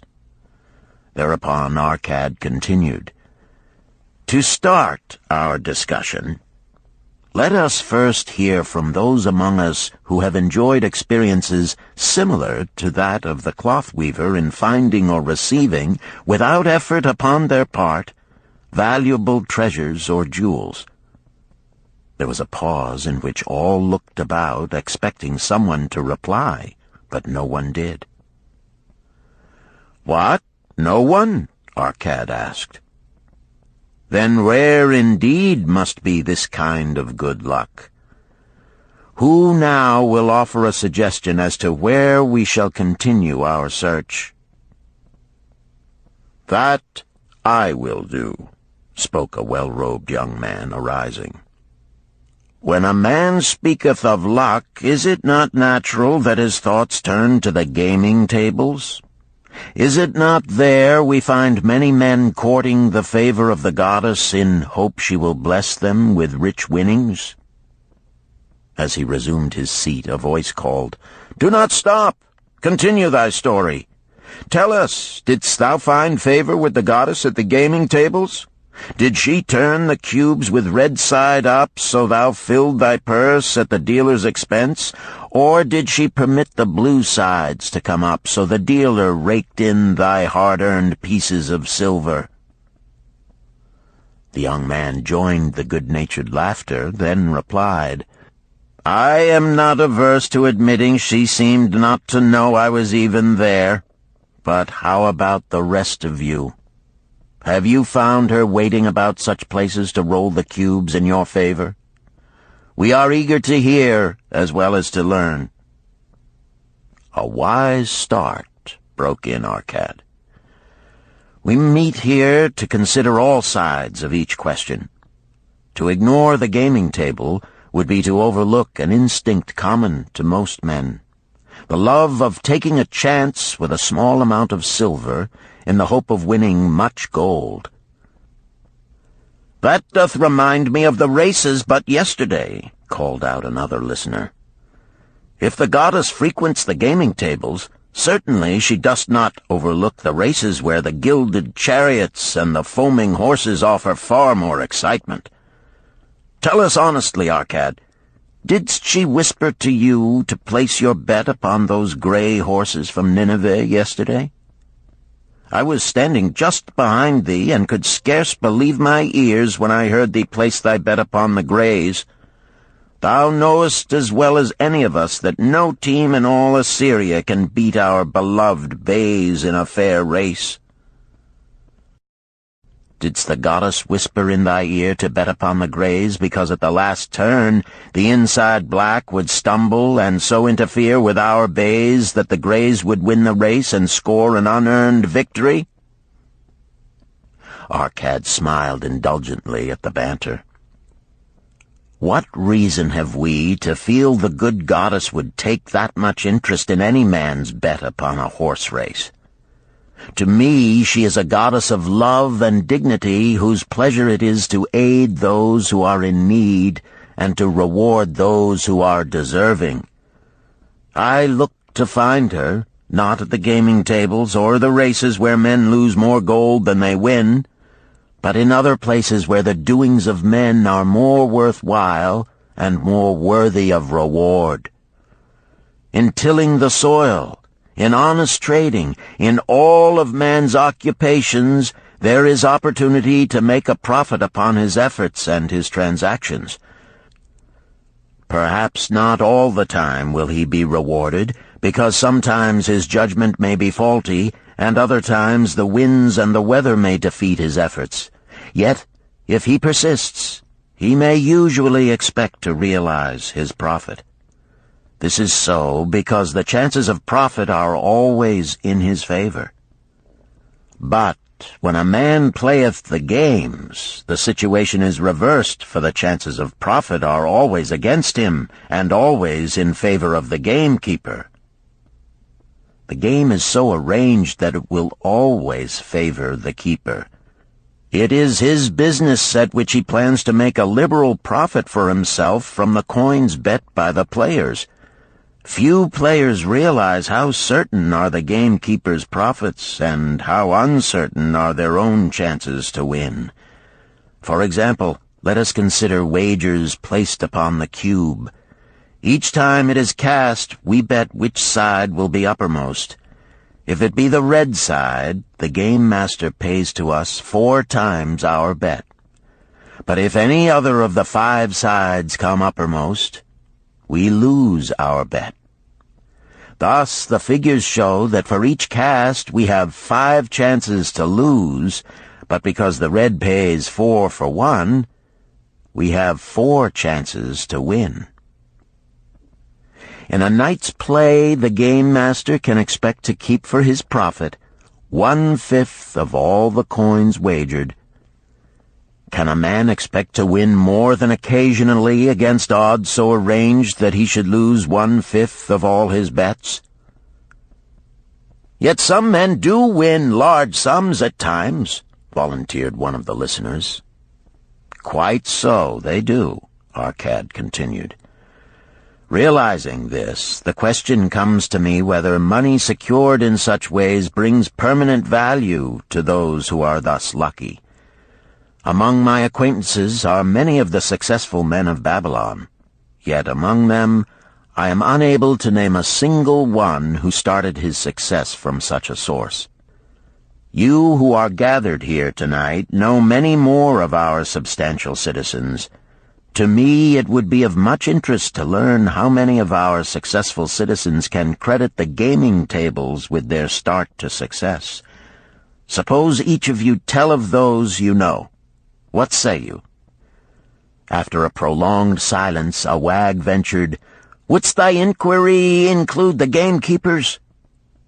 "If you think of no one else," Arcad responded. "If not one of you can think of anyone else, then how about yourselves? Are there any consistent winners with us who hesitate to advise such a source for their incomes?" His challenge was answered by a series of groans from the rear, taken up and spread amid much laughter. "It would seem we are not seeking good luck in such places as the goddess frequents," he continued. "Therefore let us explore other fields. We have not found it in picking up lost wallets, neither have we found it haunting the gaming tables. As to the races, I must confess to have lost far more coins there than I have ever won. Now suppose we consider our trades and businesses. Is it not natural, if we conclude a profitable transaction, to consider it not good luck, but a just reward for our efforts? I am inclined to think we may be overlooking the gifts of the goddess. Perhaps she really does assist us when we do not appreciate her generosity. Who can suggest further discussion? Thereupon an elderly merchant arose, smoothing his genteel white robe. "With thy permission, most honorable Arcad and my friends, I offer a suggestion. If, as you have said, we take credit to our own industry and ability for our business success, why not consider the successes we almost enjoyed but which escaped us, happenings which would have been most profitable? They would have been rare examples of good luck if they had actually happened. Because they were not brought to fulfillment, we cannot consider them as our just rewards. Surely many men here have such experiences to relate." "Here is a wise approach," Arcad approved. "Who among you have had good luck within your grasp only to see it escape?" Many hands were raised, among them that of the merchant. Arcad motioned to him to speak. "As you suggested this approach, we should like to hear first from you." "I will gladly relate a tale," he resumed, "that doth illustrate how closely unto a man good luck may approach, and how blindly he may permit it to escape, much to his loss and later regret. Many years ago, when I was a young man, just married and well started to earning, my father did come one day and urge most strongly that I enter upon an investment. The son of one of his good friends had taken notice of a barren tract of land not far beyond the outer walls of our city. It lay high above the canal where no water could reach it. The son of my father's friend devised a plan to purchase this land, build 3 large water wheels that could be operated by oxen, and thereby raise the life-giving waters to the fertile soil. This accomplished, he planned to divide it into small tracts and sell to the residents of the city for herb patches. The son of my father's friend did not possess sufficient gold to complete such an undertaking. Like myself, he was a young man earning a fair sum. His father, like mine, was a man of large family and small means. He therefore decided to interest a group of men to enter the enterprise with him. The group was to comprise 12. Each of whom must be a money earner and agree to pay 1/10 of his earnings into the enterprise until the land was made ready for sale. All would then share justly in the profits in proportion to their investment. "Thou, my son," bespoke my father unto me, "art now in thy young manhood. It is my deep desire that thou begin the building of a valuable estate for thyself, that thou mayest become respected among men. I desire to see thou profit from a knowledge of the thoughtless mistakes of thy father." "This do I most ardently desire, my father," I replied. "Then this do I advise. Do what I should have done at thy age. From thy earnings, keep out 1/10 to put into favorable investments. With this 1/10 of thy earnings, and what it will also earn, thou canst, before thou art my age, accumulate for thyself a valuable estate." "Thy words are words of wisdom, my father. Greatly do I desire riches. Yet there are many uses to which my earnings are called. Therefore do I hesitate to do as thou dost advise. I am young. There is plenty of time." "So I thought at thy age. Yet behold, many years have passed, and I have not yet made the beginning." "We live in a different age, my father. I shall avoid thy mistakes." "Opportunity stands before thee, my son. It is offering a chance that may lead to wealth. I beg of thee, do not delay. Go upon the morrow to the son of my friend, and bargain with him to pay 10% of thy earnings into this investment. Go promptly upon the morrow. Opportunity waits for no man. Today it is here, soon it is gone, therefore delay not." In spite of the advice of my father, I did hesitate. There were beautiful new robes just brought by the tradesmen from the East, robes of such richness and beauty my good wife and I felt we must each possess one. Should I agree to pay 1/10 of my earnings into the enterprise, we must deprive ourselves of these and other pleasures we dearly desired. I delayed making a decision until it was too late, much to my subsequent regret. The enterprise did prove to be more profitable than any man had prophesied. This is my tale, showing how I did permit good luck to escape. In this tale, we see how good luck waits to come to that man who accepts opportunity, commented a swarthy man of the desert. To the building of an estate, there must always be the beginning. That start may be a few pieces of gold or silver which a man diverts from his earnings to his first investment. I, myself, am the owner of many herds. The start of my herds I did begin when I was a mere boy, and did purchase with 1 piece of silver a young calf. This, being the beginning of my wealth, was of great importance to me. To take his first start to building an estate is as good luck as can come to any man. With all men, that first step, which changes them from men who earn from their own labor to men who draw dividends from the earnings of their gold, is important. Some fortunately take it when young and thereby outstrip in financial success those who do take it later, or those unfortunate men, like the father of this merchant, who never take it. Had our friend the merchant taken this step in his early manhood when this opportunity came to him, this day he would be blessed with much more of this world's goods. Should the good luck of our friend the cloth weaver cause him to take such a step at this time, it will indeed be but the beginning of much greater good fortune. "Thank you. I like to speak also," a stranger from another country arose. "I am a Syrian. Not so well do I speak your tongue. I wish to call this friend, the merchant, a name. Maybe you think it not polite, this name. Yet I wish to call him that. But, alas, I not know your word for it. If I do call it in Syrian, you will not understand. Therefore, please, some good gentleman, tell me that right name you call man who puts off doing those things that mighty good for him."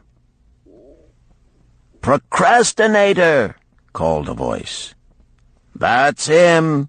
shouted the Syrian, waving his hands excitedly. "He accepts not opportunity when she comes. He waits.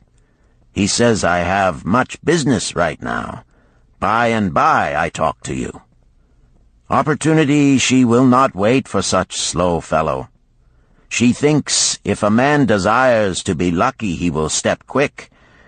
Any man who not step quick when opportunity comes. He, big procrastinator like our friend, this merchant." The merchant arose and bowed good-naturedly in response to the laughter. "My admiration to thee, stranger within our gates, who hesitates not to speak the truth." And now let us hear another tale of opportunity. "Who has for us another experience?" demanded Arcad.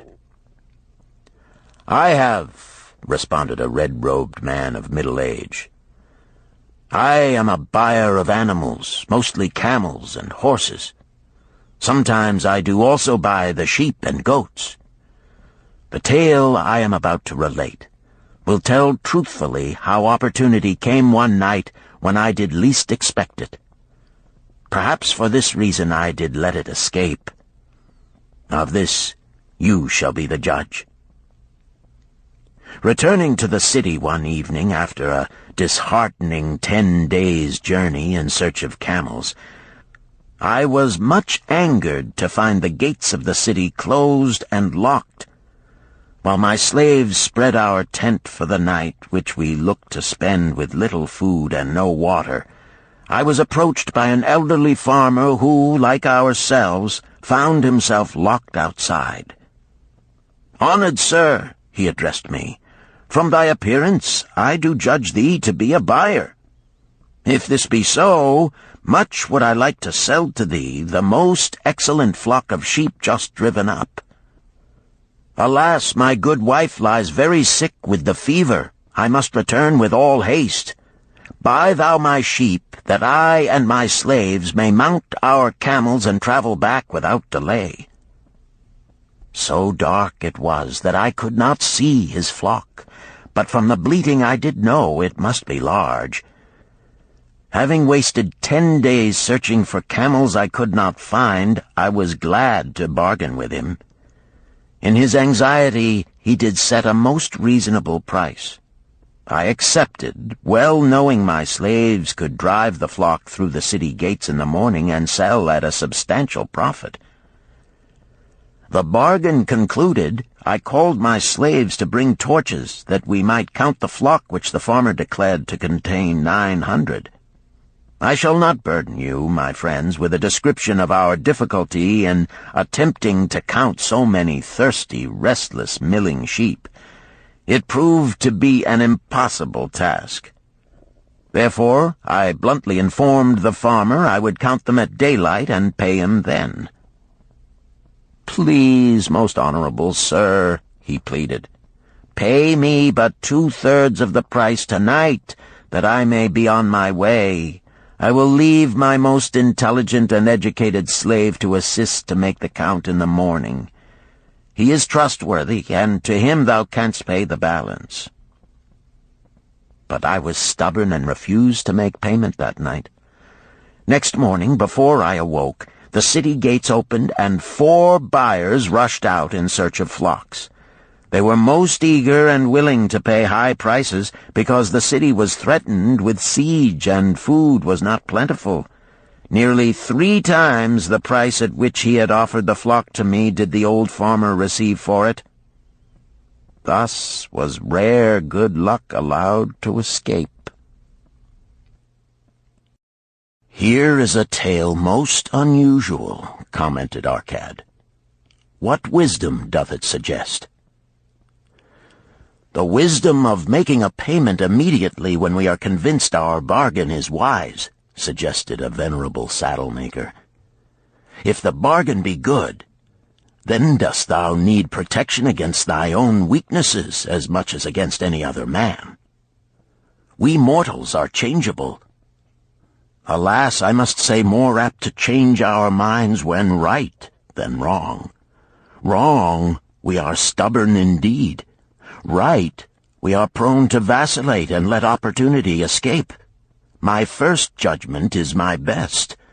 Yet always have I found it difficult to compel myself to proceed with a good bargain when made.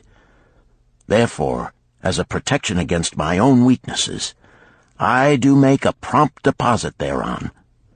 This doth save me from later regrets for the good luck that should have been mine." "Thank you. Again I like to speak." The Syrian was upon his feet once more. "These tales much alike. Each time opportunity fly away for same reason. Each time she come to procrastinator, bringing good plan. Each time they hesitate, not say, right now, best time, I do it quick. How can men succeed that way?"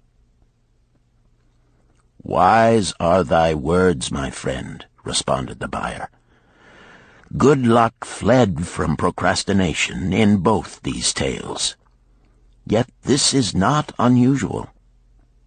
The spirit of procrastination is within all men. We desire riches, yet how often, when opportunity doth appear before us, that spirit of procrastination from within doth urge various delays in our acceptance. In listening to it, we do become our own worst enemies. In my younger days, I did not know it by this long word our friend from Syria doth enjoy. I did think at first it was my own poor judgment that did cause me loss at many profitable trades. Later I did credit it to my stubborn disposition. At last I did recognize it for what it was, a habit of needless delaying where action was required, action prompt and decisive. How I did hate it when its true character stood revealed. With the bitterness of a wild ass hitched to a chariot, I did break loose from this enemy to my success. "Thank you. I like ask question from Mr. Merchant," the Syrian was speaking. "You wear fine robes, not like those of poor man. You speak like successful man. Tell us, do you listen now when procrastination whispers in your ear?" "Like our friend the buyer, I also had to recognize and conquer procrastination," responded the merchant. "To me, it proved to be an enemy ever watching and waiting to thwart my accomplishments. The tale I did relate is but one of many similar instances I could tell to show how it drove away my opportunities. 'Tis not difficult to conquer once understood. No man willingly permits the thief to rob his bins of grain, nor does any man willingly permit an enemy to drive away his customers and rob him of his profits. When once I did recognize that such acts as these my enemy was committing, with determination I conquered him. So must every man master his own spirit of procrastination before he can expect to share in the rich treasures of Babylon. What sayest, Arcad? Because thou art the richest man in Babylon, many do proclaim thee to be the luckiest. Dost agree with me that no man can arrive at a full measure of success until he hath completely crushed the spirit of procrastination within him? It is even as thou sayest, Arcad admitted.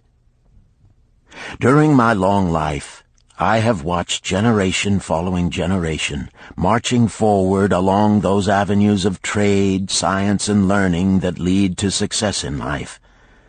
Opportunities came to all these men. Some grasped theirs and moved steadily to the gratification of their deepest desires, but the majority hesitated, faltered, and fell behind.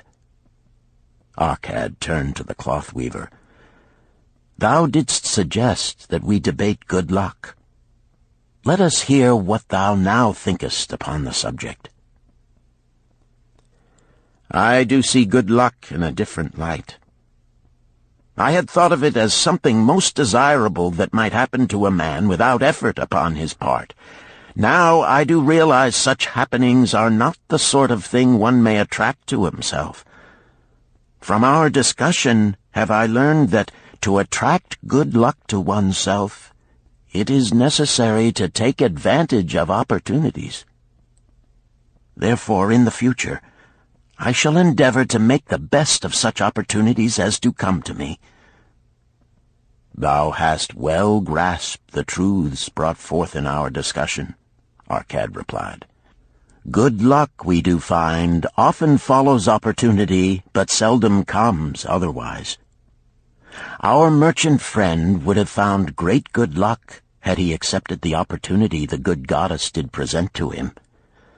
Our friend the buyer likewise would have enjoyed good luck had he completed the purchase of the flock and sold at such a handsome profit. We did pursue this discussion to find a means by which good luck could be enticed to us. I feel that we have found the way. Both the tales did illustrate how good luck follows opportunity. Herein lies a truth that many similar tales of good luck, won or lost, could not change. The truth is this: good luck can be enticed by accepting opportunity. Those eager to grasp opportunities for their betterment do attract the interest of the good goddess. She is ever anxious to aid those who please her. Men of action please her best. Action will lead thee forward to the successes thou dost desire. Men of action are favored by the goddess of good luck.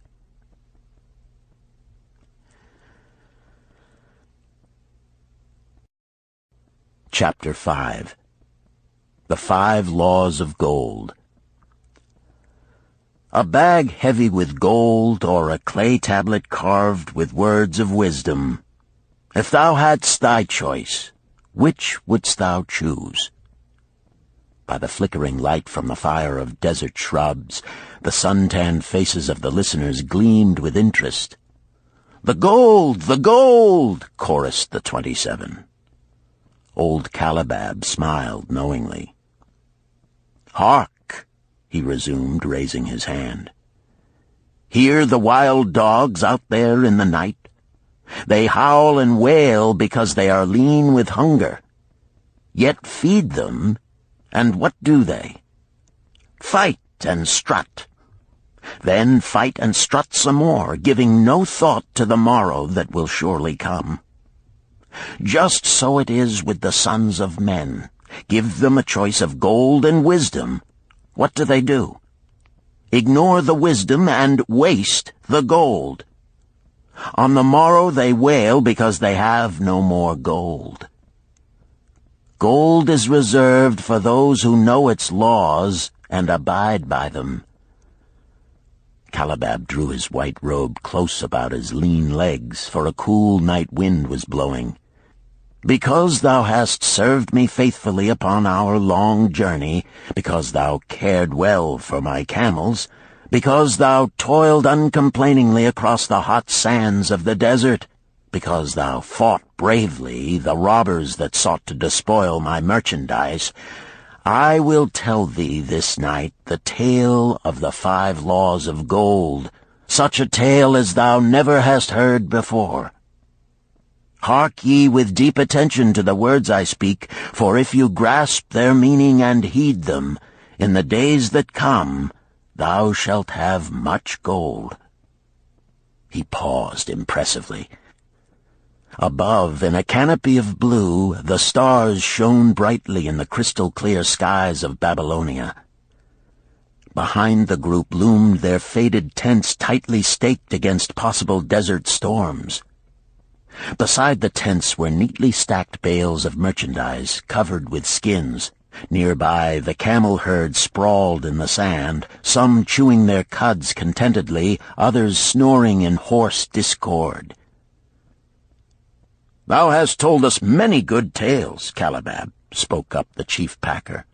"We look to thy wisdom to guide us upon the morrow when our service with thee shall be at an end. I have but told thee of my adventures in strange and distant lands, but this night I shall tell thee of the wisdom of Arkad, the wise rich man." "Much have we heard of him," acknowledged the chief packer, "for he was the richest man that ever lived in Babylon." "The richest man he was, and that because he was wise in the ways of gold, even as no man had ever been before him. This night shall I tell you of his great wisdom as it was told to me by Nomasir, his son, many years ago in Nineveh, when I was but a lad.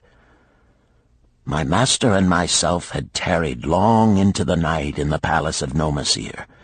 I had helped my master bring great bundles of fine rugs, each one to be tried by Nomasir until his choice of colors was satisfied.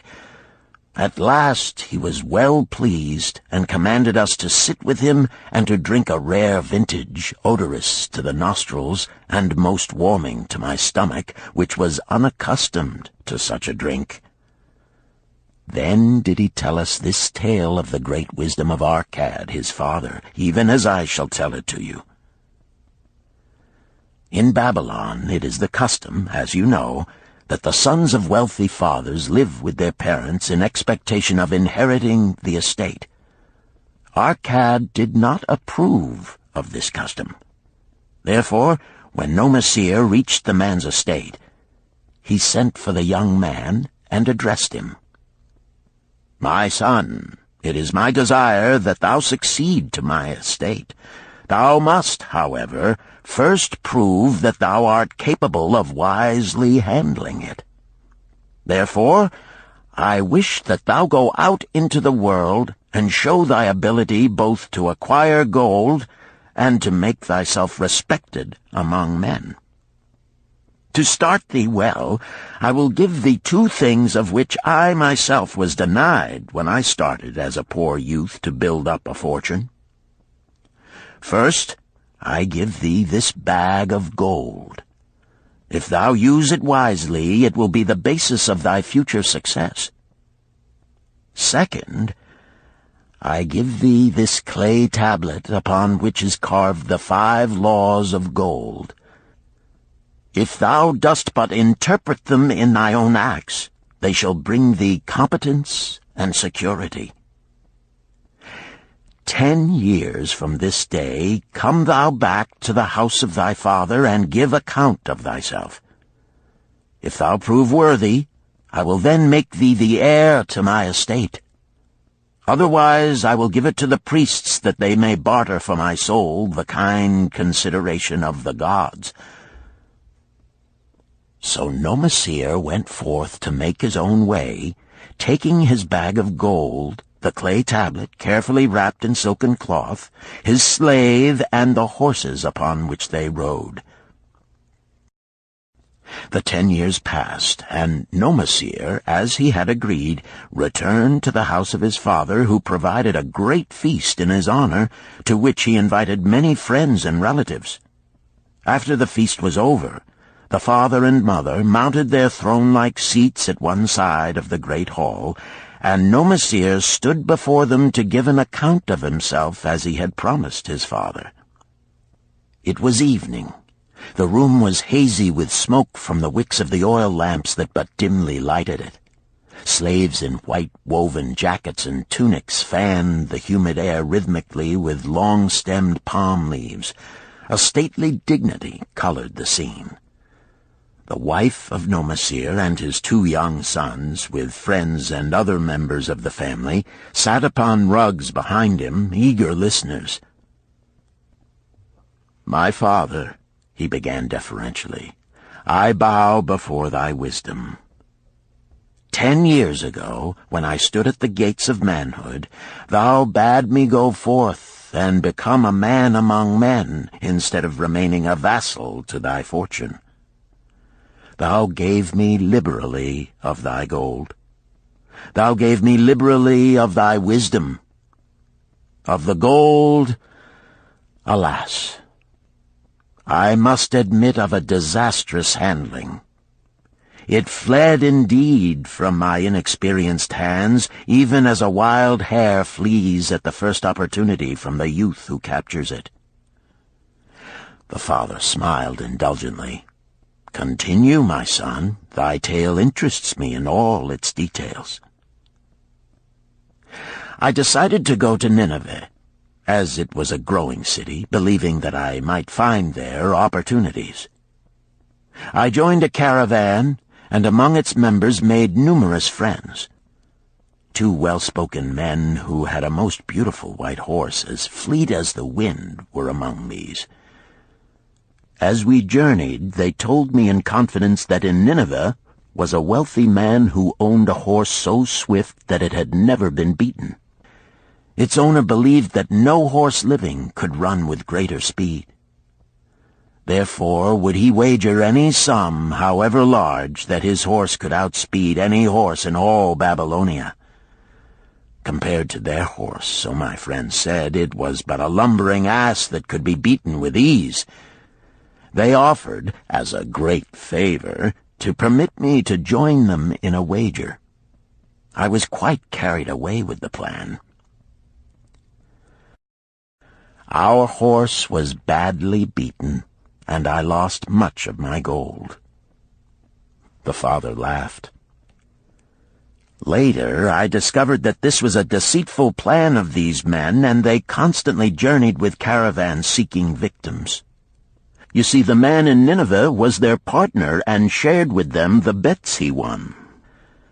This shrewd deceit taught me my first lesson in looking out for myself.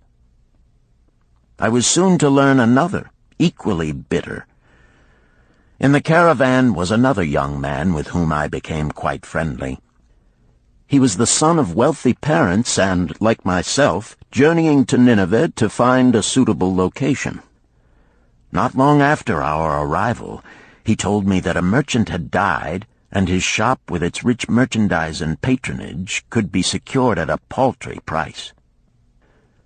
Saying that we would be equal partners, but first he must return to Babylon to secure his gold, he prevailed upon me to purchase the stock with my gold, agreeing that his would be used later to carry on our venture.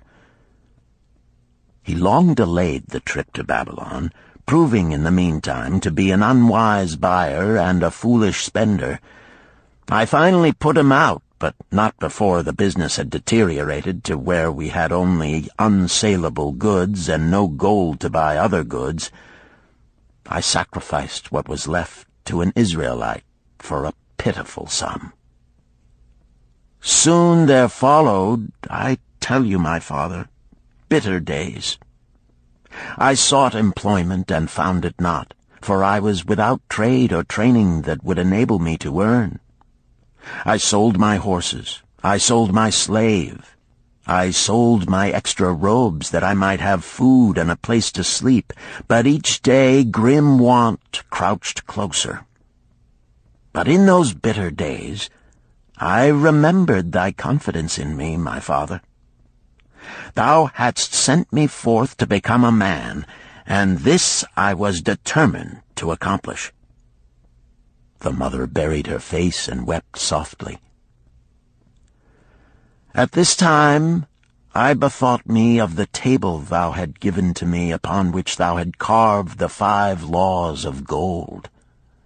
Thereupon I read most carefully thy words of wisdom, and realized that had I but sought wisdom first, my gold would not have been lost to me.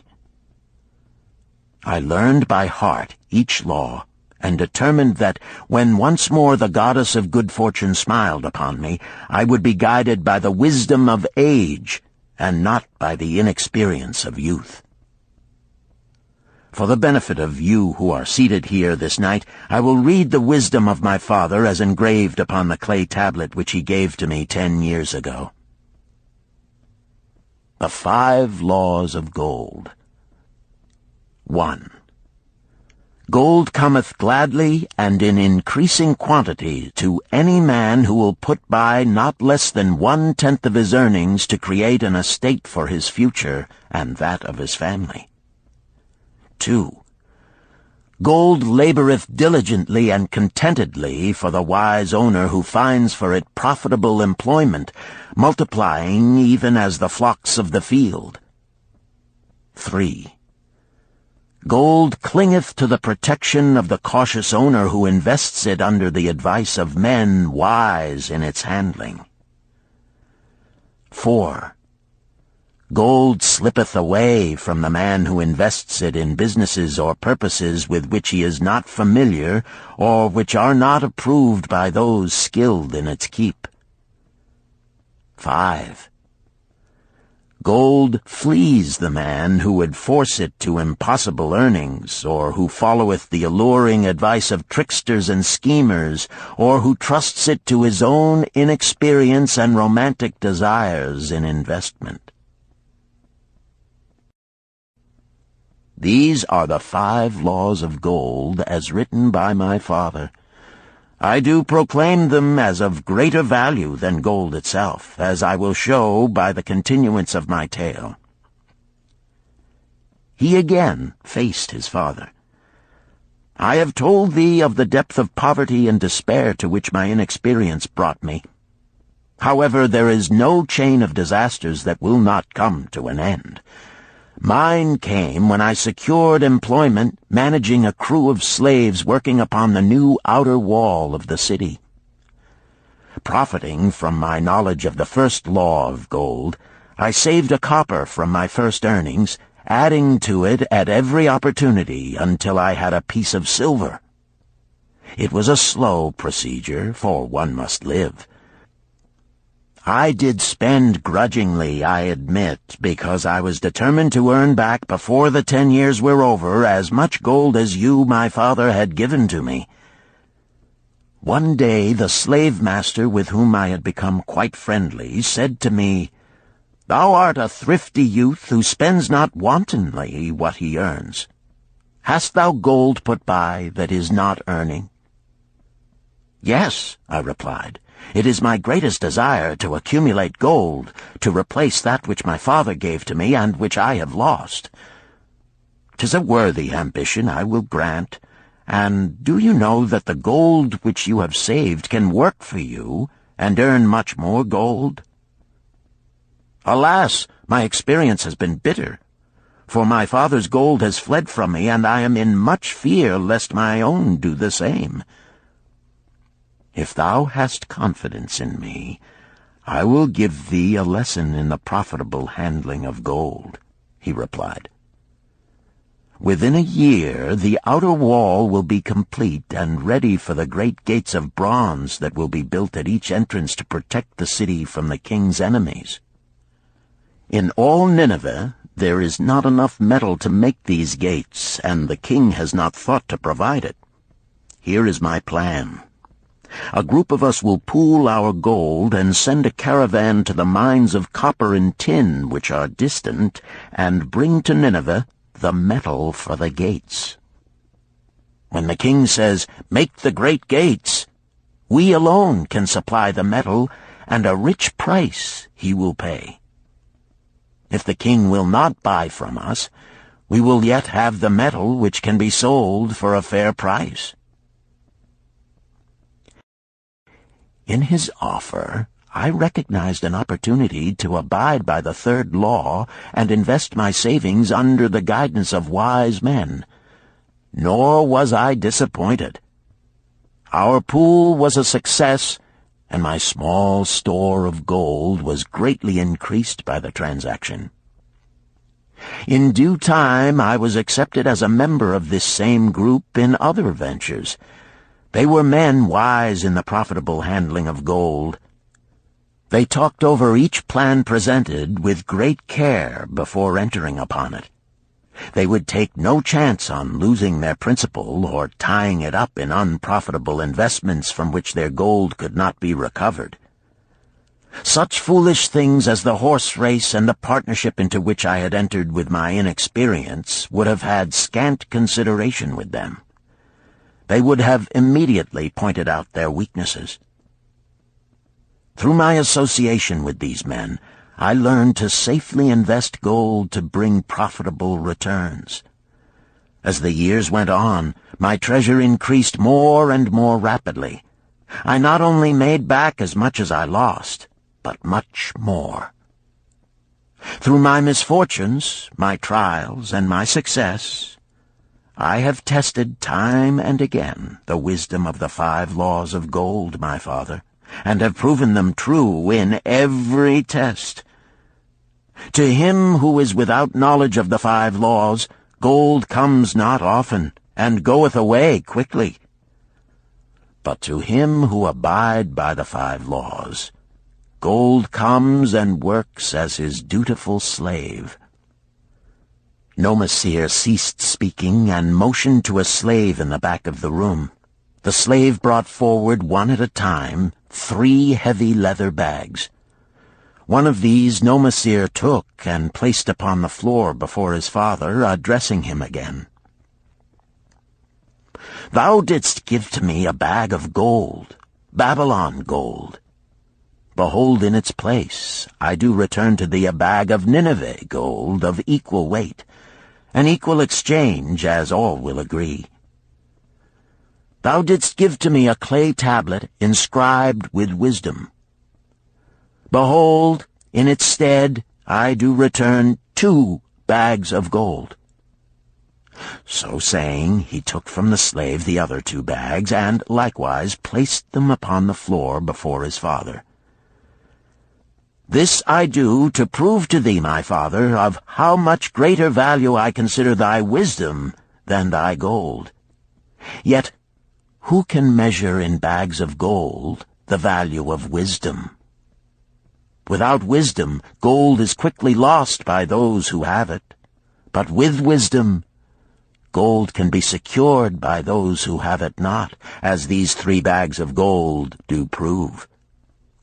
It does indeed give to me the deepest satisfaction, my father, to stand before thee and say that, because of thy wisdom, I have been able to become rich and respected before men." The father placed his hand fondly upon the head of Nomasir. "Thou hast learned well thy lessons, and I am indeed fortunate to have a son to whom I may entrust my wealth."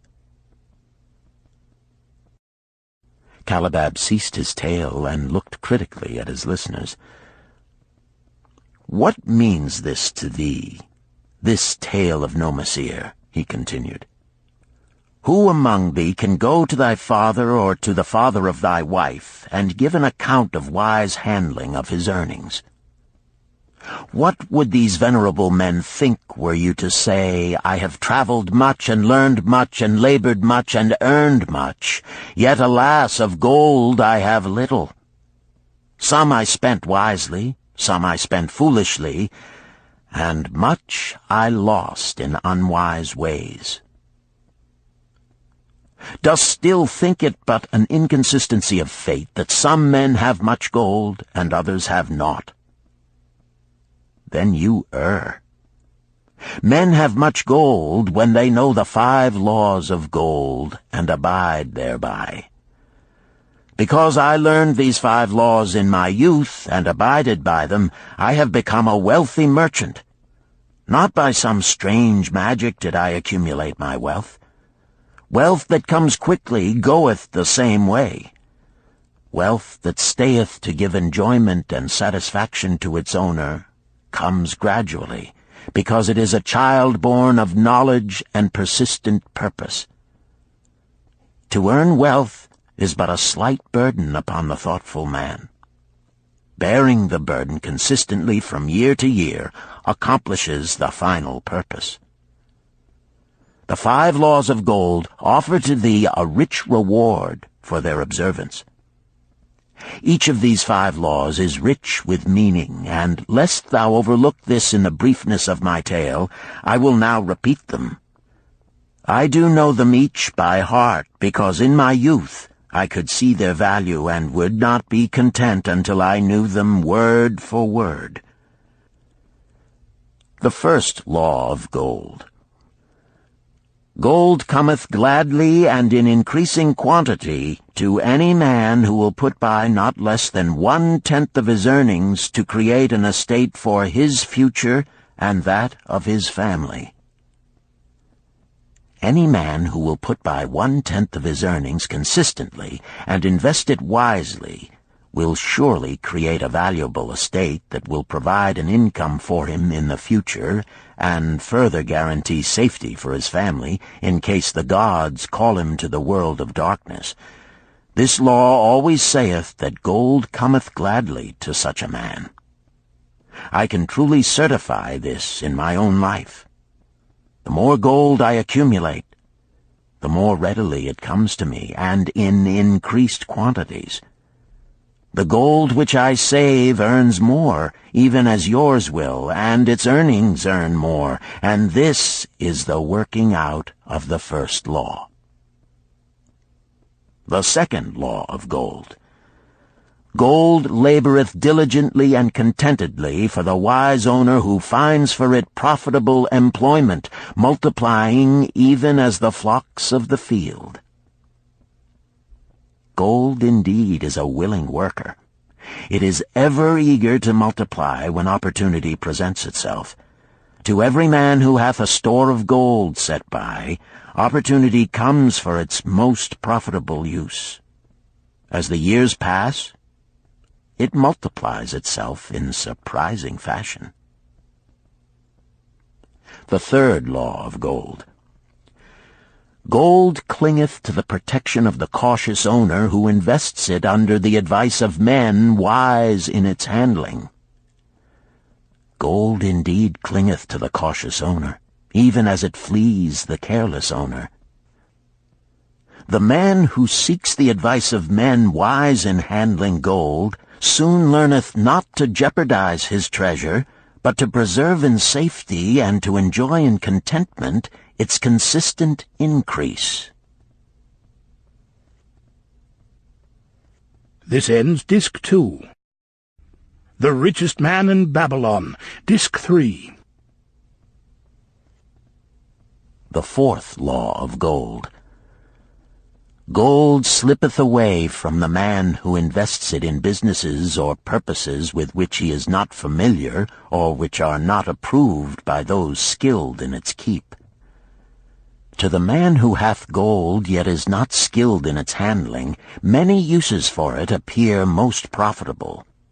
Too often these are fraught with danger of loss, and if properly analyzed by wise men, show small possibility of profit. Therefore, the inexperienced owner of gold who trusts to his own judgment and invests it in businesses or purposes with which he is not familiar, too often finds his judgment imperfect and pays with his treasure for his inexperience. Wise indeed is he who investeth his treasures under the advice of men skilled in the ways of gold. the 5th law of gold. Gold flees the man who would force it to impossible earnings, or who followeth the alluring advice of tricksters and schemers, or who trusts it to his own inexperience and romantic desires in investment. Fanciful propositions that thrill like adventure tales always come to the new owner of gold. These appear to endow his treasure with magic powers that will enable it to make impossible earnings. Yet heed ye the wise men, for verily they know the risks that lurk behind every plan to make great wealth suddenly. Forget not the rich men of Nineveh, who would take no chance of losing their principal or tying it up in unprofitable investments. This ends my tale of the 5 laws of gold. In telling it to thee, I have told the secrets of my own success. Yet they are not secrets, but truths which every man must first learn and then follow, who wishes to step out of the multitude that, like yon wild dogs, must worry each day for food to eat. Tomorrow we enter Babylon. Look, see the fire that burns eternal above the temple of Bel? We are already in sight of the golden city. Tomorrow each of thee shall have gold, the gold thou hast so well earned by thy faithful services. 10 years from this night, what can you tell about this gold? If there be men among you who, like Nomasir, will use a portion of their gold to start for themselves an estate and be thenceforth wisely guided by the wisdom of Arkad, 10 years from now, 'tis a safe wager, like the son of Arkad, they will be rich and respected among men. Our wise acts accompany us through life to please us and to help us, just as surely our unwise acts follow us to plague and torment us. Alas, they cannot be forgotten. In the front rank of the torments that do follow us are the memories of the things we should have done, of the opportunities which came to us, and we took not. Rich are the treasures of Babylon, so rich no man can count their value in pieces of gold. Each year they grow richer and more valuable. Like the treasures of every land, they are a reward, a rich reward awaiting those men of purpose who determine to secure their just share. In the strength of thine own desires is a magic power. Guide this power with thy knowledge of the 5 laws of gold, and thou shalt share the treasures of Babylon.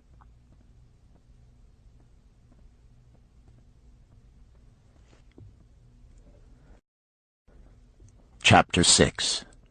The Gold Lender of Babylon. 50 pieces of gold. Never before had Rodan, the spearmaker of old Babylon, carried so much gold in his leather wallet. Happily down the king's highway from the palace of his most liberal majesty he strode.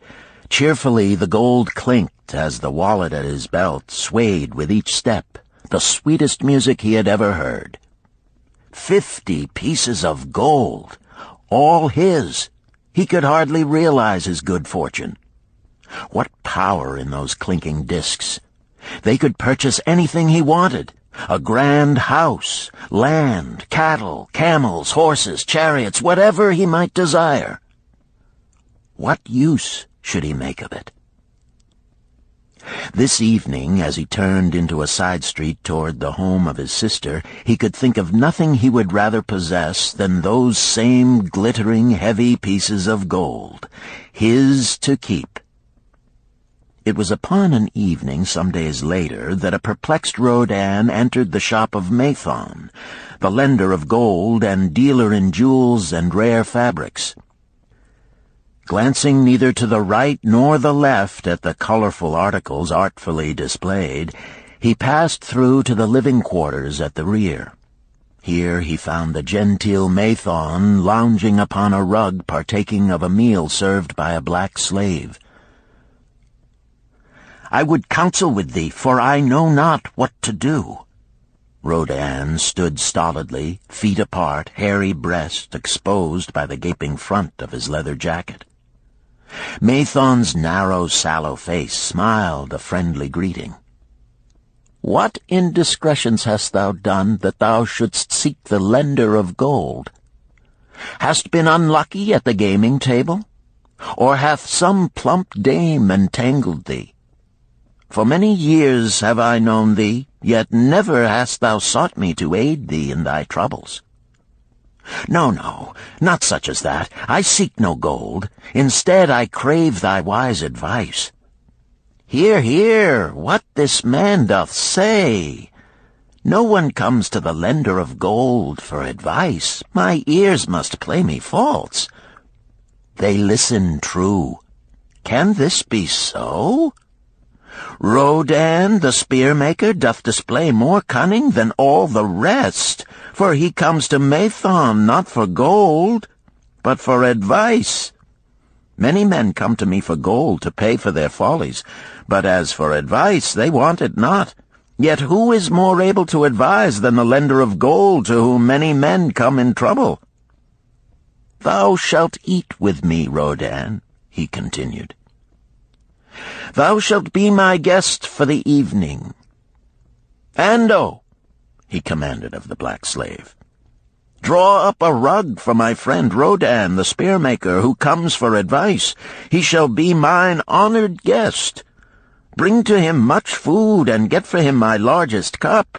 Choose well of the best wine, that he may have satisfaction in the drinking. Now tell me, what troubles thee?" "It is the king's gift." "The king's gift? The king did make thee a gift, and it gives thee trouble?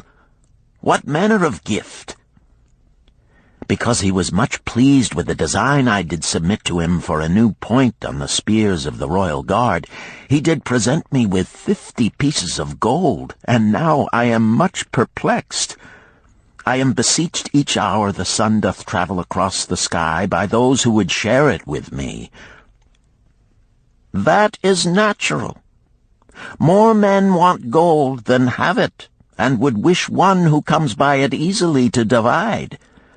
But can you not say no? Is thy will not as strong as thy fist?" "To many I can say no, yet sometimes it would be easier to say yes. Can one refuse to share with one's sister to whom he is deeply devoted?" "Surely thy own sister would not wish to deprive thee of enjoying thy reward?" "But it is for the sake of Araman, her husband, whom she wishes to see a rich merchant. She does feel that he has never had a chance, and she beseeches me to loan to him this gold, that he may become a prosperous merchant and repay me from his profits." "My friend," resumed Mathon, "'tis a worthy subject thou bringest to discuss. Gold bringeth unto its possessor responsibility and a changed position with his fellow men. It bringeth fear lest he lose it, or it be tricked away from him. It bringeth a feeling of power and ability to do good. Likewise, it bringeth opportunities whereby his very good intentions may bring him into difficulties. Didst ever hear of the farmer of Nineveh who could understand the language of animals? I wot not, for 'tis not the kind of tale men like to tell over the bronze-caster's forge. I will tell it to thee, for thou shouldst know that to borrowing and lending there is more than the passing of gold from the hands of one to the hands of another. This farmer, who could understand what the animals said to each other, did linger in the farmyard each evening just to listen to their words. One evening he did hear the ox bemoaning to the ass the hardness of his lot. I do labor pulling the plow from morning until night, no matter how hot the day, or how tired my legs, or how the bow doth chafe my neck, still must I work. But you are a creature of leisure. You are trapped with a colorful blanket and do nothing more than carry our master about where he wishes to go. When he goes nowhere, you do rest and eat the green grass all the day." Now the ass, in spite of his vicious heels, was a goodly fellow and sympathized with the ox. "My good friend," he replied, "you do work very hard, and I would help ease your lot. Therefore will I tell you how you may have a day of rest. In the morning, when the slave comes to fetch you to the plow, lie upon the ground and bellow much, that he may say you are sick and cannot work." So the ox took the advice of the ass, and the next morning the slave returned to the farmer and told him the ox was sick and could not pull the plow. "Then," said the farmer, "hitch the ass to the plow, for the plowing must go on." All that day, the ass, who had only intended to help his friend, found himself compelled to do the ox's task. When night came and he was released from the plow, his heart was bitter, and his legs were weary, and his neck was sore where the bow had chafed it. The farmer lingered in the barnyard to listen. The ox began first. "You are my good friend. Because of your wise advice, I have enjoyed a day of rest." "And I," retorted the ass, "am like many another simple-hearted one who starts to help a friend and ends up by doing his task for him. Hereafter you draw your own plow, for I did hear the master tell the slave to send for the butcher were you sick again. I wish he would, for you are a lazy fellow." Thereafter they spoke to each other no more. This ended their friendship. "Canst thou tell the moral to this tale, Rodan?" "'Tis a good tale," responded Rodan, "but I see not the moral." "I thought not that you would, but it is there, and simple too. Just this: if you desire to help thy friend, do so in a way that will not bring thy friend's burdens upon thyself." "I had not thought of that. It is a wise moral.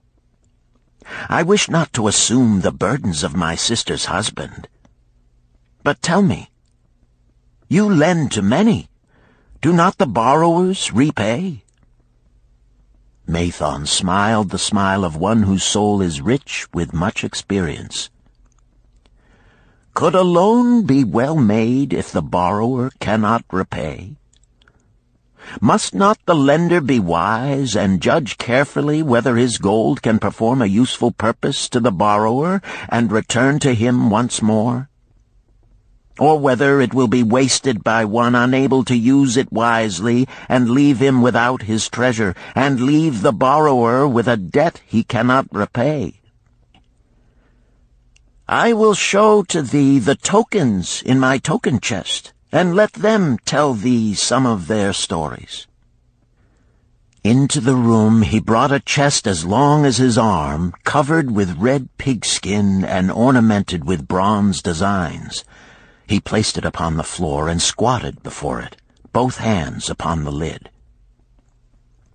"From each person to whom I lend, I do exact a token for my token chest, to remain there until the loan is repaid. When they repay, I give it back. But if they never repay, it will always remind me of one who was not faithful to my confidence. The safest loans, my token box tells me, are to those whose possessions are of more value than the one they desire. They own lands or jewels or camels or other things which could be sold to repay the loan. Some of the tokens given to me are jewels of more value than the loan. Others are promises that if the loan be not repaid as agreed, they will deliver to me certain property settlement. On loans like those I am assured that my gold will be returned with the rental thereon, for the loan is based on property. In another class are those who have the capacity to earn. They are such as you, who labor or serve and are paid. They have income. And if they are honest and suffer no misfortune, I know that they also can repay the gold I loan them and the rental to which I am entitled.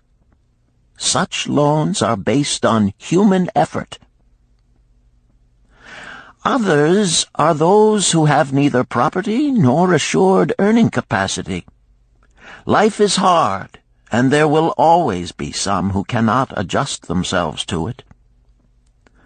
Alas for the loans I make them! Even though they be no larger than a pence, my token box may censure me in the years to come unless they be guaranteed by good friends of the borrower who know him honorable.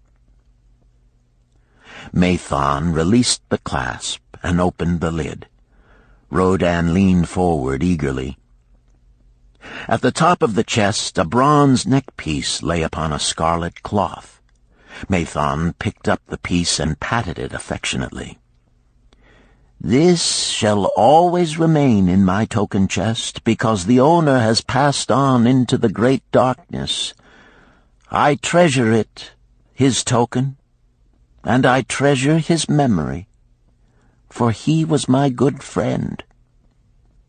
We traded together with much success until out of the East he brought a woman to wed, beautiful, but not like our women, a dazzling creature. He spent his gold lavishly to gratify her desires. He came to me in distress when his gold was gone. I counseled with him. I told him I would help him to once more master his own affairs. He swore by the sign of the great bull that he would. But it was not to be. In a quarrel, she thrust a knife into the heart he dared her to pierce." "And she?" questioned Rodan. "Yes, of course. This was hers." He picked up the scarlet cloth. "In bitter remorse, she threw herself into the Euphrates. These 2 loans will never be repaid. The chest tells you, Rodan, that humans in the throes of great emotions are not safe risks for the gold lender. Here, now, this is different." He reached for a ring carved of oxbone. "This belongs to a farmer. I buy the rugs of his women. The locusts came, and they had not food. I helped him, and when the new crop came, he repaid me. Later he came again and told of strange goats in a distant land, as described by a traveler. They had long hair so fine and soft it would weave into rugs more beautiful than any ever seen in Babylon. He wanted a herd, but he had no money. So I did lend him gold to make the journey and bring back goats. Now his herd is begun, and next year I shall surprise the lords of Babylon with the most expensive rugs it has been their good fortune to buy. Soon I must return his ring. He doth insist on repaying promptly." "Some borrowers do that?" queried Rodan. "If they borrow for purposes that bring money back to them, I find it so. But if they borrow because of their indiscretions, I warn thee to be cautious if thou wouldst ever have thy gold back in hand again." "Tell me about this," requested Rodan, picking up a heavy gold bracelet inset with jewels in rare designs. "The women do appeal to my good friend," bantered Mathon. "I am still much younger than you," retorted Rodin. "I grant that, but this time thou doth suspicion romance where it is not. The owner of this is fat and wrinkled, and doth talk so much and say so little, she drives me mad. Once they had much money and were good customers, but ill times came upon them. She has a son of whom she would make a merchant. So she came to me and borrowed gold that he might become a partner of a caravan owner who travels with his camels, bartering in one city what he buys in another. This man proved a rascal, for he left the poor boy in a distant city without money and without friends, pulling out early while the youth slept. Perhaps when this youth has grown to manhood he will repay. Until then I get no rental for the loan, only much talk. But I do admit the jewels are worthy of the loan." "Did this lady ask thy advice as to the wisdom of the loan?" "Quite otherwise. She had pictured to herself this son of hers as a wealthy and powerful man of Babylon. To suggest the contrary was to infuriate her. A fair rebuke I had. I knew the risk for this inexperienced boy, but as she offered security, I could not refuse her." "This," continued Mathon, waving a bit of pack rope tied into a knot, "belongs to Nebator, the camel trader. When he would buy a herd larger than his funds, he brings to me this knot, and I lend to him according to his needs. He is a wise trader. I have confidence in his good judgment and can lend him freely. Many other merchants of Babylon have my confidence because of their honorable behavior. Their tokens come and go frequently in my token box. Good merchants are an asset to our city, and it profits me to aid them to keep trade moving that Babylon be prosperous." Mathon picked out a beetle carved in turquoise and tossed it contemptuously on the floor. "A bug from Egypt. The lad who owns this does not care whether I ever receive back my gold. When I reproach him, he replies, 'How can I repay when ill fate pursues me? You have plenty more. What can I do?' The token is his father's, a worthy man of small means who did pledge his land and herd to back his son's enterprises. The youth found success at first, and then was overzealous to gain great wealth. His knowledge was immature. His enterprises collapsed. Youth is ambitious. Youth would take shortcuts to wealth and the desirable things for which it stands. To secure wealth quickly, youth often borrows unwisely. Youth, never having had experience, cannot realize that hopeless debt is like a deep pit into which one may descend quickly, and where one may struggle vainly for many days. It is a pit of sorrow and regrets, where the brightness of the sun is overcast, and night is made unhappy by restless sleeping. Yet I do not discourage borrowing gold. I encourage it. I recommend it if it be for a wise purpose. I myself made my first real success as a merchant with borrowed gold. Yet what should the lender do in such a case? The youth is in despair and accomplishes nothing. He is discouraged. He makes no effort to repay. My heart turns against depriving the father of his land and cattle." "You tell me much that I am interested to hear," ventured Rodin, "but I hear no answer to my question. Should I lend my 50 pieces of gold to my sister's husband? They mean much to me." "Thy sister is a sterling woman whom I do much esteem. Should her husband come to me and ask to borrow 50 pieces of gold, I should ask him for what purpose he would use it. If he answered that he desired to become a merchant like myself and deal in jewels and rich furnishings, I would say, 'What knowledge have you of the ways of trade? Do you know where you can buy at lowest cost? Do you know where you can sell at a fair price? Could he say yes to these questions? No, he could not, Rodin admitted. He has helped me much in making spears, and he has helped some in the shops. Then would I say to him that his purpose was not wise. Merchants must learn their trade. His ambition, though worthy, is not practical, and I would not lend him any gold. But supposing he could say, yes, I have helped merchants much. I know how to travel to Smyrna and to buy at low cost the rugs the housewives weave. I also know many of the rich people of Babylon to whom I can sell these at a large profit. Then I would say, your purpose is wise and your ambition honorable. I shall be glad to lend you the 50 pieces of gold if you can give me security that they will be returned.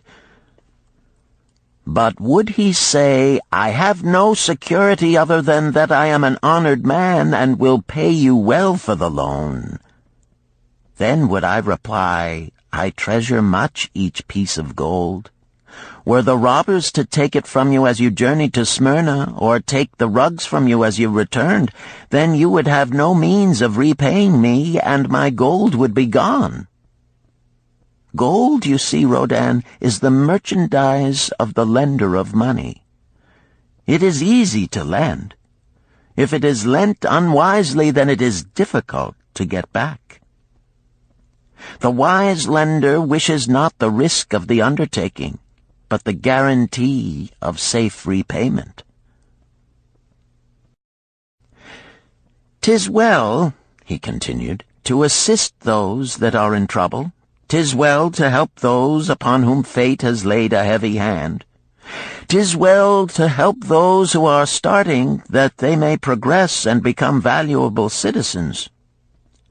But help must be given wisely, lest, like the farmer's ass, in our desire to help, we but take upon ourselves the burden that belongs to another."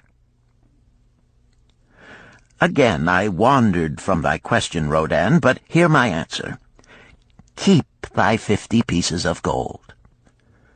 What thy labor earns for thee and what is given thee for reward is thine own, and no man can put an obligation upon thee to part with it unless it do be thy wish.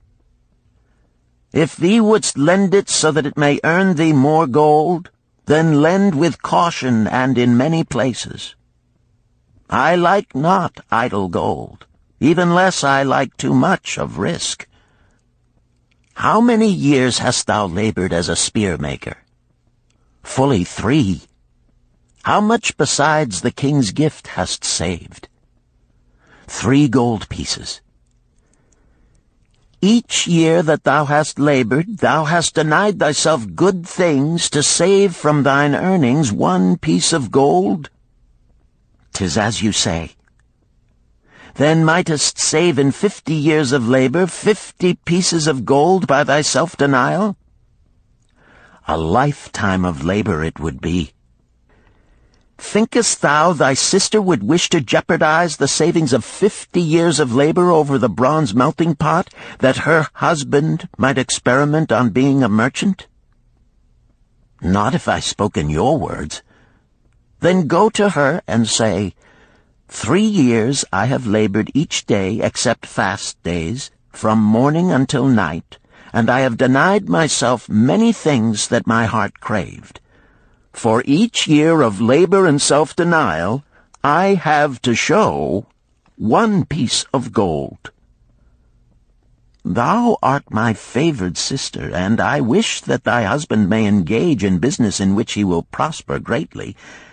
If he will submit to me a plan that seems wise and possible to my friend Mathon, then will I gladly lend to him my savings of an entire year, that he may have an opportunity to prove that he can succeed. Do that, I say, and if he has within him the soul to succeed, he can prove it. If he fails, he will not owe thee more than he can hope some day to repay. I am a gold lender because I own more gold than I can use in my own trade. I desire my surplus gold to labor for others and thereby earn more gold. I do not wish to take risk of losing my gold, for I have labored much and denied myself much to secure it. Therefore I will no longer lend any of it where I am not confident that it is safe and will be returned to me. Neither will I lend it where I am not convinced that its earnings will be promptly paid to me. I have told to thee, Rodan, a few of the secrets of my token chest. From them you may understand the weakness of men and their eagerness to borrow that which they have no certain means to repay. From this you can see how often their high hopes of the great earnings they could make if they but had gold are but false hopes they have not the ability or training to fulfill. Thou, Rodan, now have gold which thou shouldst put to earning more gold for thee. Thou art about to become, even as I, a gold lender. If thou dost safely preserve thy treasure, it will produce liberal earnings for thee, and be a rich source of pleasure and profit during all thy days. But if thou dost let it escape from thee, it will be a source of constant sorrow and regret as long as thy memory doth last. What desirest thou most of this gold in thy wallet? To keep it safe. Wisely spoken, replied Mathon approvingly. Thy first desire is for safety. Thinkest thou that in the custody of thy sister's husband it would be truly safe from possible loss? I fear not, for he is not wise in guarding gold. Then be not swayed by foolish sentiments of obligation to trust thy treasure to any person. If thou wouldst help thy family or thy friends, find other ways than risking the loss of thy treasure. Forget not that gold slippeth away in unexpected ways from those unskilled in guarding it. As well waste thy treasure in extravagance as let others lose it for thee. What next after safety dost desire of this treasure of thine? That it earn more gold. Again thou speakest with wisdom. It should be made to earn and grow larger. Gold wisely lent may even double itself with its earnings before a man like you groweth old. If you risk losing it, you risk losing all that it would earn as well. Therefore be not swayed by the fantastic plans of impractical men who think they see ways to force thy gold to make earnings unusually large. Such plans are the creations of dreamers unskilled in the safe and dependable laws of trade. Be conservative in what thou expectest to earn, that thou mayest keep and enjoy thy treasure. To hire it out with a promise of usurious returns is to invite loss.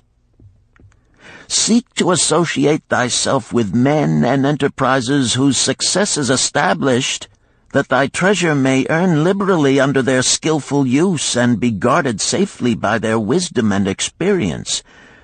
Thus mayest thou avoid the misfortunes that follow most of the sons of men to whom the gods see fit to entrust gold.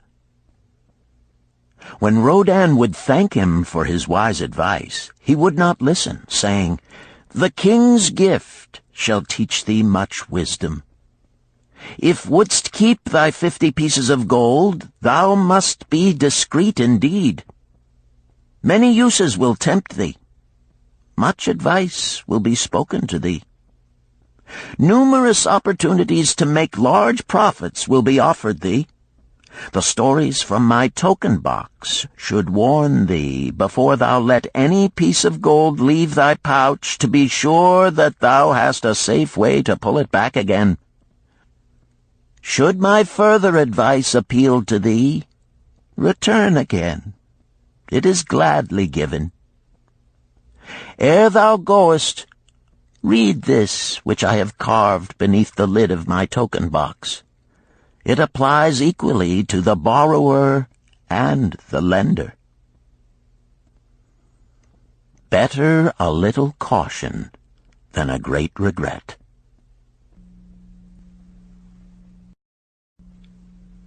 Chapter 7. The Walls of Babylon. Old Banzar, grim warrior of another day, stood guard at the passageway leading to the top of the ancient walls of Babylon. Up above, valiant defenders were battling to hold the walls.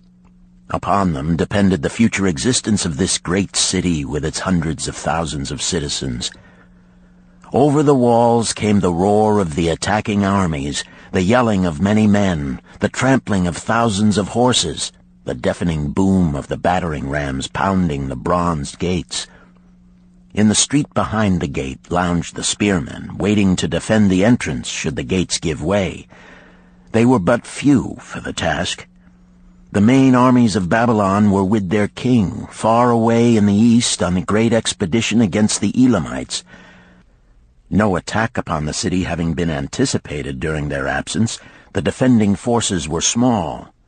Unexpectedly from the north bore down the mighty armies of the Assyrians, and now the walls must hold or Babylon was doomed.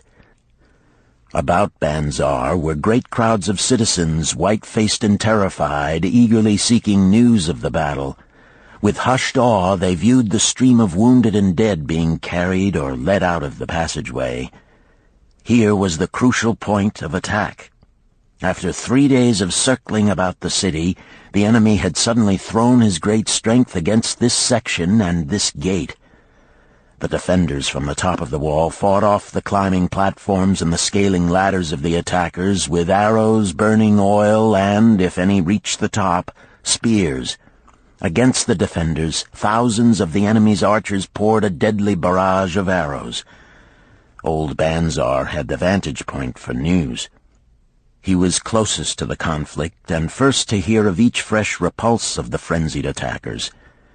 An elderly merchant crowded close to him, his palsied hands quivering. Tell me, he pleaded. They cannot get in.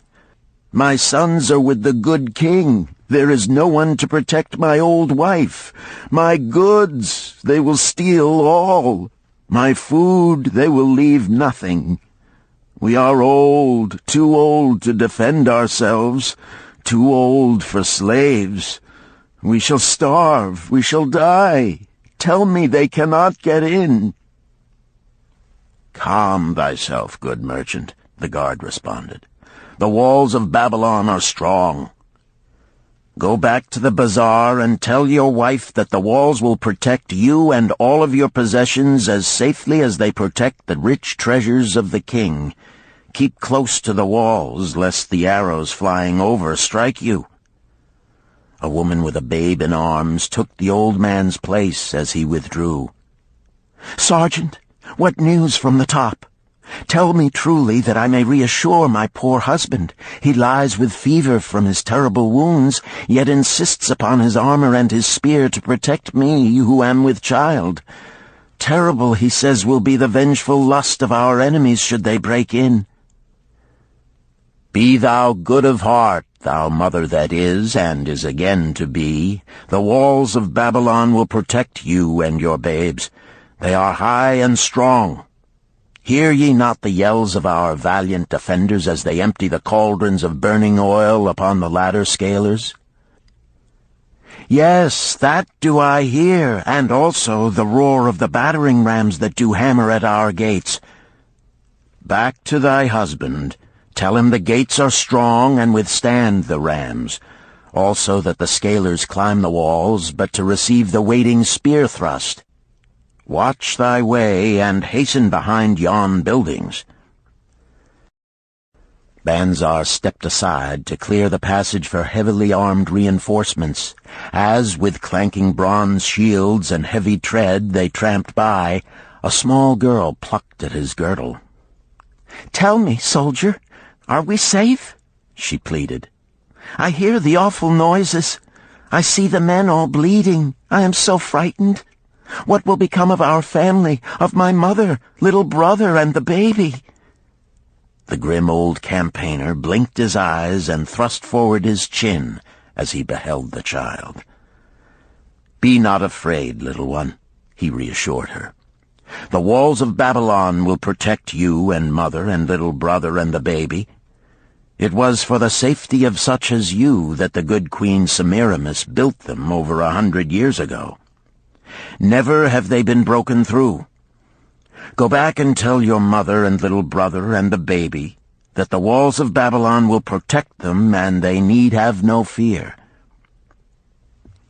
Day after day old Banzar stood at his post and watched the reinforcements file up the passageway, there to stay and fight until, wounded or dead, they came down once more. Around him unceasingly crowded the throngs of frightened citizens, eagerly seeking to learn if the walls would hold. To all he gave his answer with the fine dignity of an old soldier: "The walls of Babylon will protect you." For 3 weeks and 5 days the attack waged with scarcely ceasing violence. Harder and grimmer set the jaw of Banzar as the passage behind, wet with the blood of the many wounded, was churned into mud by the never-ceasing streams of men passing up and staggering down. Each day the slaughtered attackers piled up in heaps before the wall. Each night they were carried back and buried by their comrades. Upon the 5th night of the 4th week, the clamor without diminished. The first streaks of daylight illuminated the plains, disclosed great clouds of dust raised by the retreating armies. A mighty shout went up from the defenders. There was no mistaking its meaning. It was repeated by the waiting troops behind the walls. It was echoed by the citizens upon the streets. It swept over the city with the violence of a storm. People rushed from the houses. The streets were jammed with a throbbing mob. The pent-up fear of weeks found an outlet in the wild chorus of joy. From the top of the high tower of the Temple of Bel burst forth the flames of victory. Skyward floated the column of blue smoke to carry the message far and wide. The walls of Babylon had once again repulsed a mighty and vicious foe, determined to loot her rich treasures and to ravish and enslave her citizens. Babylon endured century after century because it was fully protected. It could not afford to be otherwise. The walls of Babylon were an outstanding example of man's need and desire for protection. This desire is inherent in the human race. It is just as strong today as it ever was, but we have developed broader and better plans to accomplish the same purpose.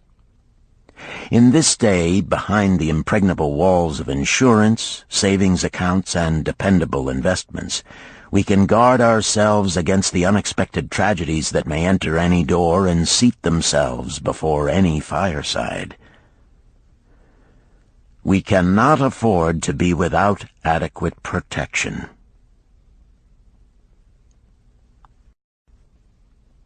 Chapter 8. The Camel Trader of Babylon. The hungrier one becomes, the clearer one's mind works. Also, the more sensitive one becomes to the odors of food. Tarkad, the son of Azure, certainly thought so. For 2 whole days he had tasted no food except 2 small figs purloined from over the wall of a garden. Not another could he grab before the angry woman rushed forth and chased him down the street. Her shrill cries were still ringing in his ears as he walked through the marketplace. They helped him to restrain his restless fingers from snatching the tempting fruits from the baskets of the market women. Never before had he realized how much food was brought to the markets of Babylon and how good it smelled. Leaving the market, he walked across to the inn and paced back and forth in front of the eating house. Perhaps here he might meet someone he knew, someone from whom he could borrow a copper that would gain him a smile from the unfriendly keeper of the inn and, with it, a liberal helping. Without the copper, he knew all too well how unwelcome he would be. In his abstraction, he unexpectedly found himself face to face with the one man he wished most to avoid, the tall, bony figure of Dabasir, the camel trader. Of all the friends and others from whom he had borrowed small sums, Dabasir made him feel the most uncomfortable because of his failure to keep his promises to repay promptly. Dabasir's face lighted up at the sight of him. "Ha!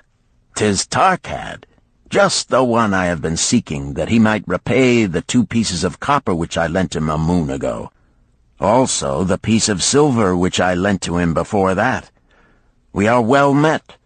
I can make good use of the coins this very day. What say, boy, what say?" Tarkad stuttered, and his face flushed. He had naught in his empty stomach to nerve him to argue with the outspoken Dabasir. "I am sorry, very sorry," he mumbled weakly. "But this day I have neither the copper nor the silver with which I could repay." "Then get it," Dabasir insisted. "Surely thou canst get hold of a few coppers and a piece of silver to repay the generosity of an old friend of thy father, who aided thee whence thou wast in need." "'Tis because ill fortune does pursue me that I cannot pay." "Ill fortune? Wouldst blame the gods for thine own weakness? Ill fortune pursues every man who thinks more of borrowing than of repaying. Come with me, boy, while I eat.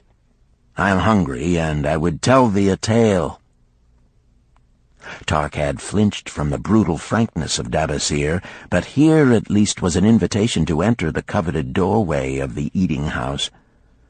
Dabasir pushed him to a far corner of the room where they seated themselves upon small rugs. When Koskor, the proprietor, appeared smiling, Dabasir addressed him with his usual freedom. "Fat lizard of the desert, bring to me a leg of the goat, very brown, with much juice, and bread and all of the vegetables, for I am hungry and want much food. Do not forget my friend here. Bring to him a jug of water. Have it cooled, for the day is hot." Tarkad's heart sank. Must he sit here and drink water while he watched this man devour an entire goat leg? He said nothing. He thought of nothing he could say. Dabasir, however, knew no such thing as silence. Smiling and waving his hand good-naturedly to the other customers, all of whom knew him, he continued. "I did hear from a traveler just returned from Urfa of a certain rich man who has a piece of stone cut so thin that one can look through it.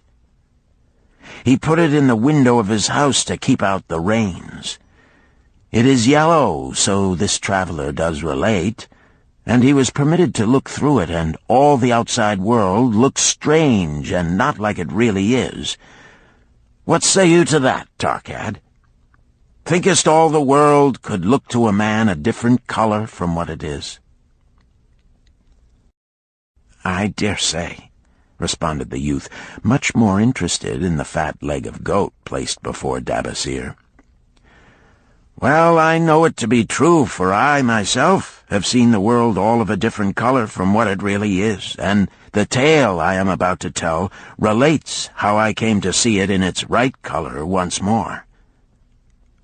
"Dabasir will tell a tale," whispered a neighboring diner to his neighbor, and dragged his rug close. Other diners brought their food and crowded in a semicircle. They crunched noisily in the ears of Tarkad and brushed him with their meaty bones. He alone was without food. Dabasir did not offer to share with him, nor even motion him to a small corner of the hard bread that was broken off and had fallen from the platter to the floor. "The tale that I am about to tell," began Dabasir, pausing to bite a goodly chunk from the goat leg, "relates to my early life and how I came to be a camel trader. Didst anyone know that I once was a slave in Syria?" A murmur of surprise ran through the audience, to which Dabasir listened with satisfaction. "When I was a young man," continued Dabasir after another vicious onslaught on the goat leg, "I learned the trade of my father, the making of saddles. I worked with him in his shop and took to myself a wife. Being young and not greatly skilled, I could earn but little, just enough to support my excellent wife in a modest way. I craved good things which I could not afford. Soon I found that the shopkeepers would trust me to pay later, even though I could not pay at the time. Being young and without experience, I did not know that he who spends more than he earns is sowing the winds of needless self-indulgence from which he is sure to reap the whirlwinds of trouble and humiliation. So I indulged my whims for fine raiment and bought luxuries for my good wife and our home beyond our means. I paid as I could, and for a while all went well. But in time I discovered I could not use my earnings both to live upon and to pay my debts. Creditors began to pursue me to pay for my extravagant purchases, and my life became miserable. I borrowed from my friends, but could not repay them either. Things went from bad to worse. My wife returned to her father, and I decided to leave Babylon and seek another city where a young man might have better chances. For 2 years I had a restless and unsuccessful life working for caravan traders. From this I fell in with a set of likable robbers who scoured the desert for unarmed caravans. Such deeds were unworthy of the son of my father, but I was seeing the world through a colored stone and did not realize to what degradation I had fallen. We met with success on our first trip, capturing a rich haul of gold and silks and valuable merchandise. This loot we took to Ganir and squandered. The second time we were not so fortunate. Just after we had made our capture, we were attacked by the spearsmen of a native chief to whom the caravans paid for protection. Our 2 leaders were killed, and the rest of us were taken to Damascus, where we were stripped of our clothing and sold as slaves. I was purchased for 2 pieces of silver by a Syrian desert chief. With my hair shorn and but a loincloth to wear, I was not so different from the other slaves. Being a reckless youth, I thought it merely an adventure until my master took me before his 4 wives and told them they could have me for a eunuch. Then, indeed, did I realize the hopelessness of my situation. These men of the desert were fierce and warlike. I was subject to their will without weapons or means of escape. Fearful I stood as those 4 women looked me over. I wondered if I could expect pity from them. Sirah, the first wife, was older than the others. Her face was impassive as she looked upon me. I turned from her with little consolation. The next was a contemptuous beauty who gazed at me as indifferently as if I had been a worm of the earth. The 2 younger ones tittered as though it were all an exciting joke. It seemed an age that I stood waiting sentence. Each woman appeared willing for the others to decide. Finally, Sirah spoke up in a cold voice. "Of eunuchs we have plenty, but of camel-tenders we have few, and they are a worthless lot. Even this day I would visit my mother who is sick with the fever, and there is no slave I would trust to lead my camel. Ask this slave if he can lead a camel." My master thereupon questioned me, "What know you of camels?" Striving to conceal my eagerness, I replied, "I can make them kneel, I can load them, I can lead them on long trips without tiring. If need be, I can repair their trappings." "The slave speaks forward enough," observed my master. "If thou so desire, Sirah, take this man for thy camel-tender." So I was turned over to Sirah, and that day I led her camel upon a long journey to her sick mother. I took the occasion to thank her for her intercession, and also to tell her that I was not a slave by birth, but the son of a freeman, an honorable saddle-maker of Babylon. I also told her much of my story. Her comments were disconcerting to me, and I pondered much afterward on what she said. How can you call yourself a free man when your weakness has brought you to this? If a man has in himself the soul of a slave, will he not become one, no matter what his birth, even as water seeks its level? If a man has within him the soul of a free man, will he not become respected and honored in his own city in spite of his misfortune? For over a year I was a slave and lived with the slaves, but I could not become as one of them. One day Sira asked me, "In the eventime, when the other slaves can mingle and enjoy the society of each other, why dost thou sit in thy tent alone?" To which I responded, "I am pondering what you have said to me. I wonder if I have the soul of a slave. I cannot join them, so I must sit apart." "I, too, must sit apart," she confided. "My dowry was large, and my lord married me because of it. Yet he does not desire me. What every woman longs for is to be desired. Because of this, and because I am barren and have neither son nor daughter, must I sit apart.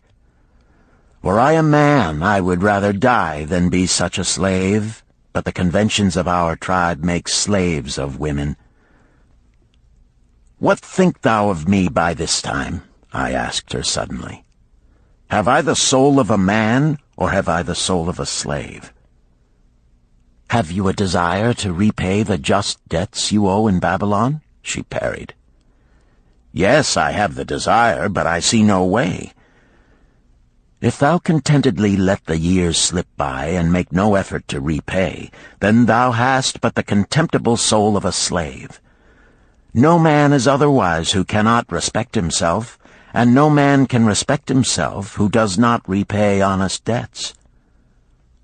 "But what can I do who am a slave in Syria?" "Stay a slave in Syria, thou weakling."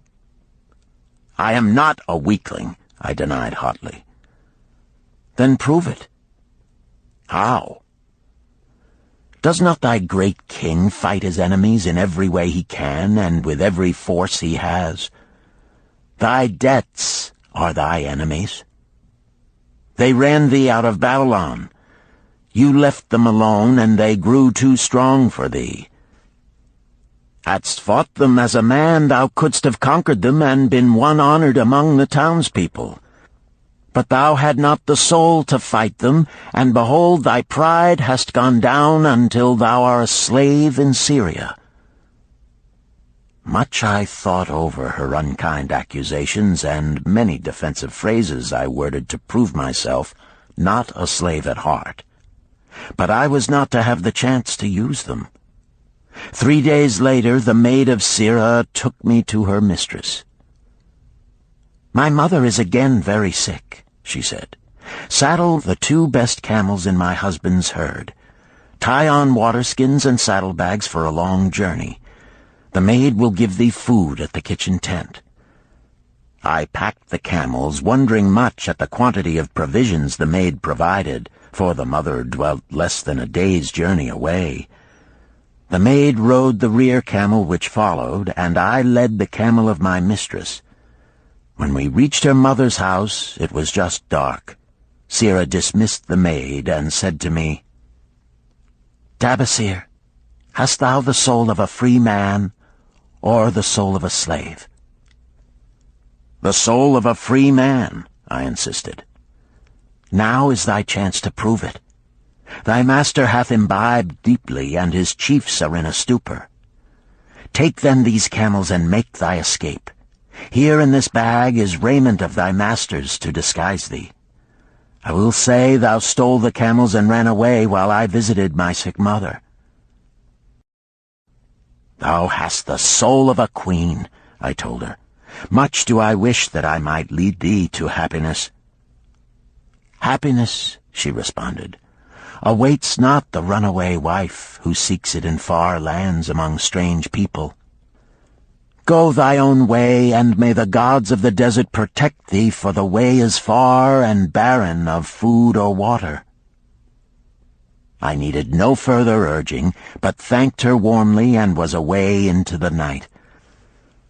I knew not this strange country, and had only a dim idea of the direction in which lay Babylon, but struck out bravely across the desert toward the hills. One camel I rode, and the other I led. All that night I traveled, and all the next day, urged on by the knowledge of the terrible fate that was meted out to slaves who stole their master's property and tried to escape. Late that afternoon I reached a rough country as uninhabitable as the desert. The sharp rocks bruised the feet of my faithful camels, and soon they were picking their way slowly and painfully along. I met neither man nor beast, and could well understand why they shunned this inhospitable land. It was such a journey from then on as few men live to tell of. Day after day we plodded along. Food and water gave out.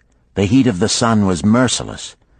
At the end of the 9th day I slid from the back of my mount with the feeling that I was too weak to ever remount, and I would surely die, lost in this abandoned country. I stretched out upon the ground and slept, not waking until the first gleam of daylight. I sat up and looked about me. There was a coolness in the morning air. My camels lay dejected not far away. About me was a vast waste of broken country covered with rock and sand and thorny things. No sign of water, not to eat for man or camel. Could it be that in this peaceful quiet I faced my end? My mind was clearer than it had ever been before. My body now seemed of little importance. My parched and bleeding lips, my dry and swollen tongue, my empty stomach, all had lost their supreme agonies of the day before. I looked across into the uninviting distance, and once again came to me the question, have I the soul of a slave or the soul of a free man? Then, with clearness, I realized that if I had the soul of a slave, I should give up, lie down in the desert and die, a fitting end for a runaway slave. But if I had the soul of a free man, what then? Surely I would force my way back to Babylon, repay the people who had trusted me, bring happiness to my wife who truly loved me, and bring peace and contentment to my parents. Thy debts are thine enemies who have run thee out of Babylon, Sirrah had said. Yes, it was so. Why had I refused to stand my ground like a man? Why had I permitted my wife to go back to her father? Then a strange thing happened. All the world seemed to be of a different color, as though I had been looking at it through a colored stone which had suddenly been removed. At last I saw the true values in life. Die in the desert, not I. With a new vision I saw the things that I must do. First I would go back to Babylon and face every man to whom I owed an unpaid debt. I should tell them that after years of wandering and misfortune, I had come back to pay my debts as fast as the gods would permit. Next, I should make a home for my wife and become a citizen of whom my parents should be proud. My debts were my enemies, but the men I owed were my friends, for they had trusted me and believed in me. I staggered weakly to my feet. What mattered hunger? What mattered thirst? They were but incidents on the road to Babylon. Within me surged the soul of a free man going back to conquer his enemies and reward his friends. I thrilled with the great resolve. The glazed eyes of my camels brightened at the new note in my husky voice. With great effort, after many attempts, they gained their feet. With pitiful perseverance, they pushed on toward the north, where something within me said we would find Babylon. We found water. We passed into a more fertile country where were grass and fruit. We found the trail to Babylon because the soul of a free man looks at life as a series of problems to be solved, and solves them. while the soul of a slave whines, "What can I do who am but a slave?" How about thee, Tarkad? Does thy empty stomach make thy head exceedingly clear? Art ready to take the road that leads back to self-respect? Canst thou see the world in its true color? Hast thou the desire to pay thy honest debts, however many they may be, and once again be a man respected in Babylon? Moisture came to the eyes of the youth. He rose eagerly to his knees. Thou hast shown me a vision. Already I feel the soul of a free man surge within me. But how fared you upon your return? Questioned an interested listener. Where the determination is, the way can be found, Dabasir replied. I now had the determination, so I set out to find a way. First I visited every man to whom I was indebted, and begged his indulgence until I could earn that with which to repay. Most of them met me gladly. Several reviled me, but others offered to help me. One indeed did give me the very help I needed. It was Mathon, the gold lender. Learning that I had been a camel tender in Syria, he sent me to old Nebator, the camel trader, just commissioned by our good king to purchase many herds of sound camels for the great expedition. With him, my knowledge of camels I put to good use. Gradually, I was able to repay every copper and every piece of silver. Then at last I could hold up my head and feel that I was an honorable man among men. Again Dabasir turned to his food. "Kaskor, thou snail," he called loudly to be heard in the kitchen. "The food is cold. Bring me more meat fresh from the roasting. Bring thou also a very large portion for Tarkad, the son of my old friend, who is hungry and shall eat with me." So ended the tale of Dabasir, the camel trader of old Babylon. He found his own soul when he realized a great truth, a truth that had been known and used by wise men long before his time. It has led men of all ages out of difficulties and into success, and it will continue to do so for those who have the wisdom to understand its magic power. It is for any man to use who reads these lines. Where the determination is, the way can be found.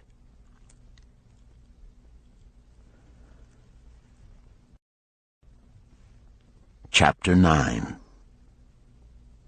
The Clay Tablets from Babylon. St. Swithin's College, Nottingham University, Newark-on-Trent, Nottingham.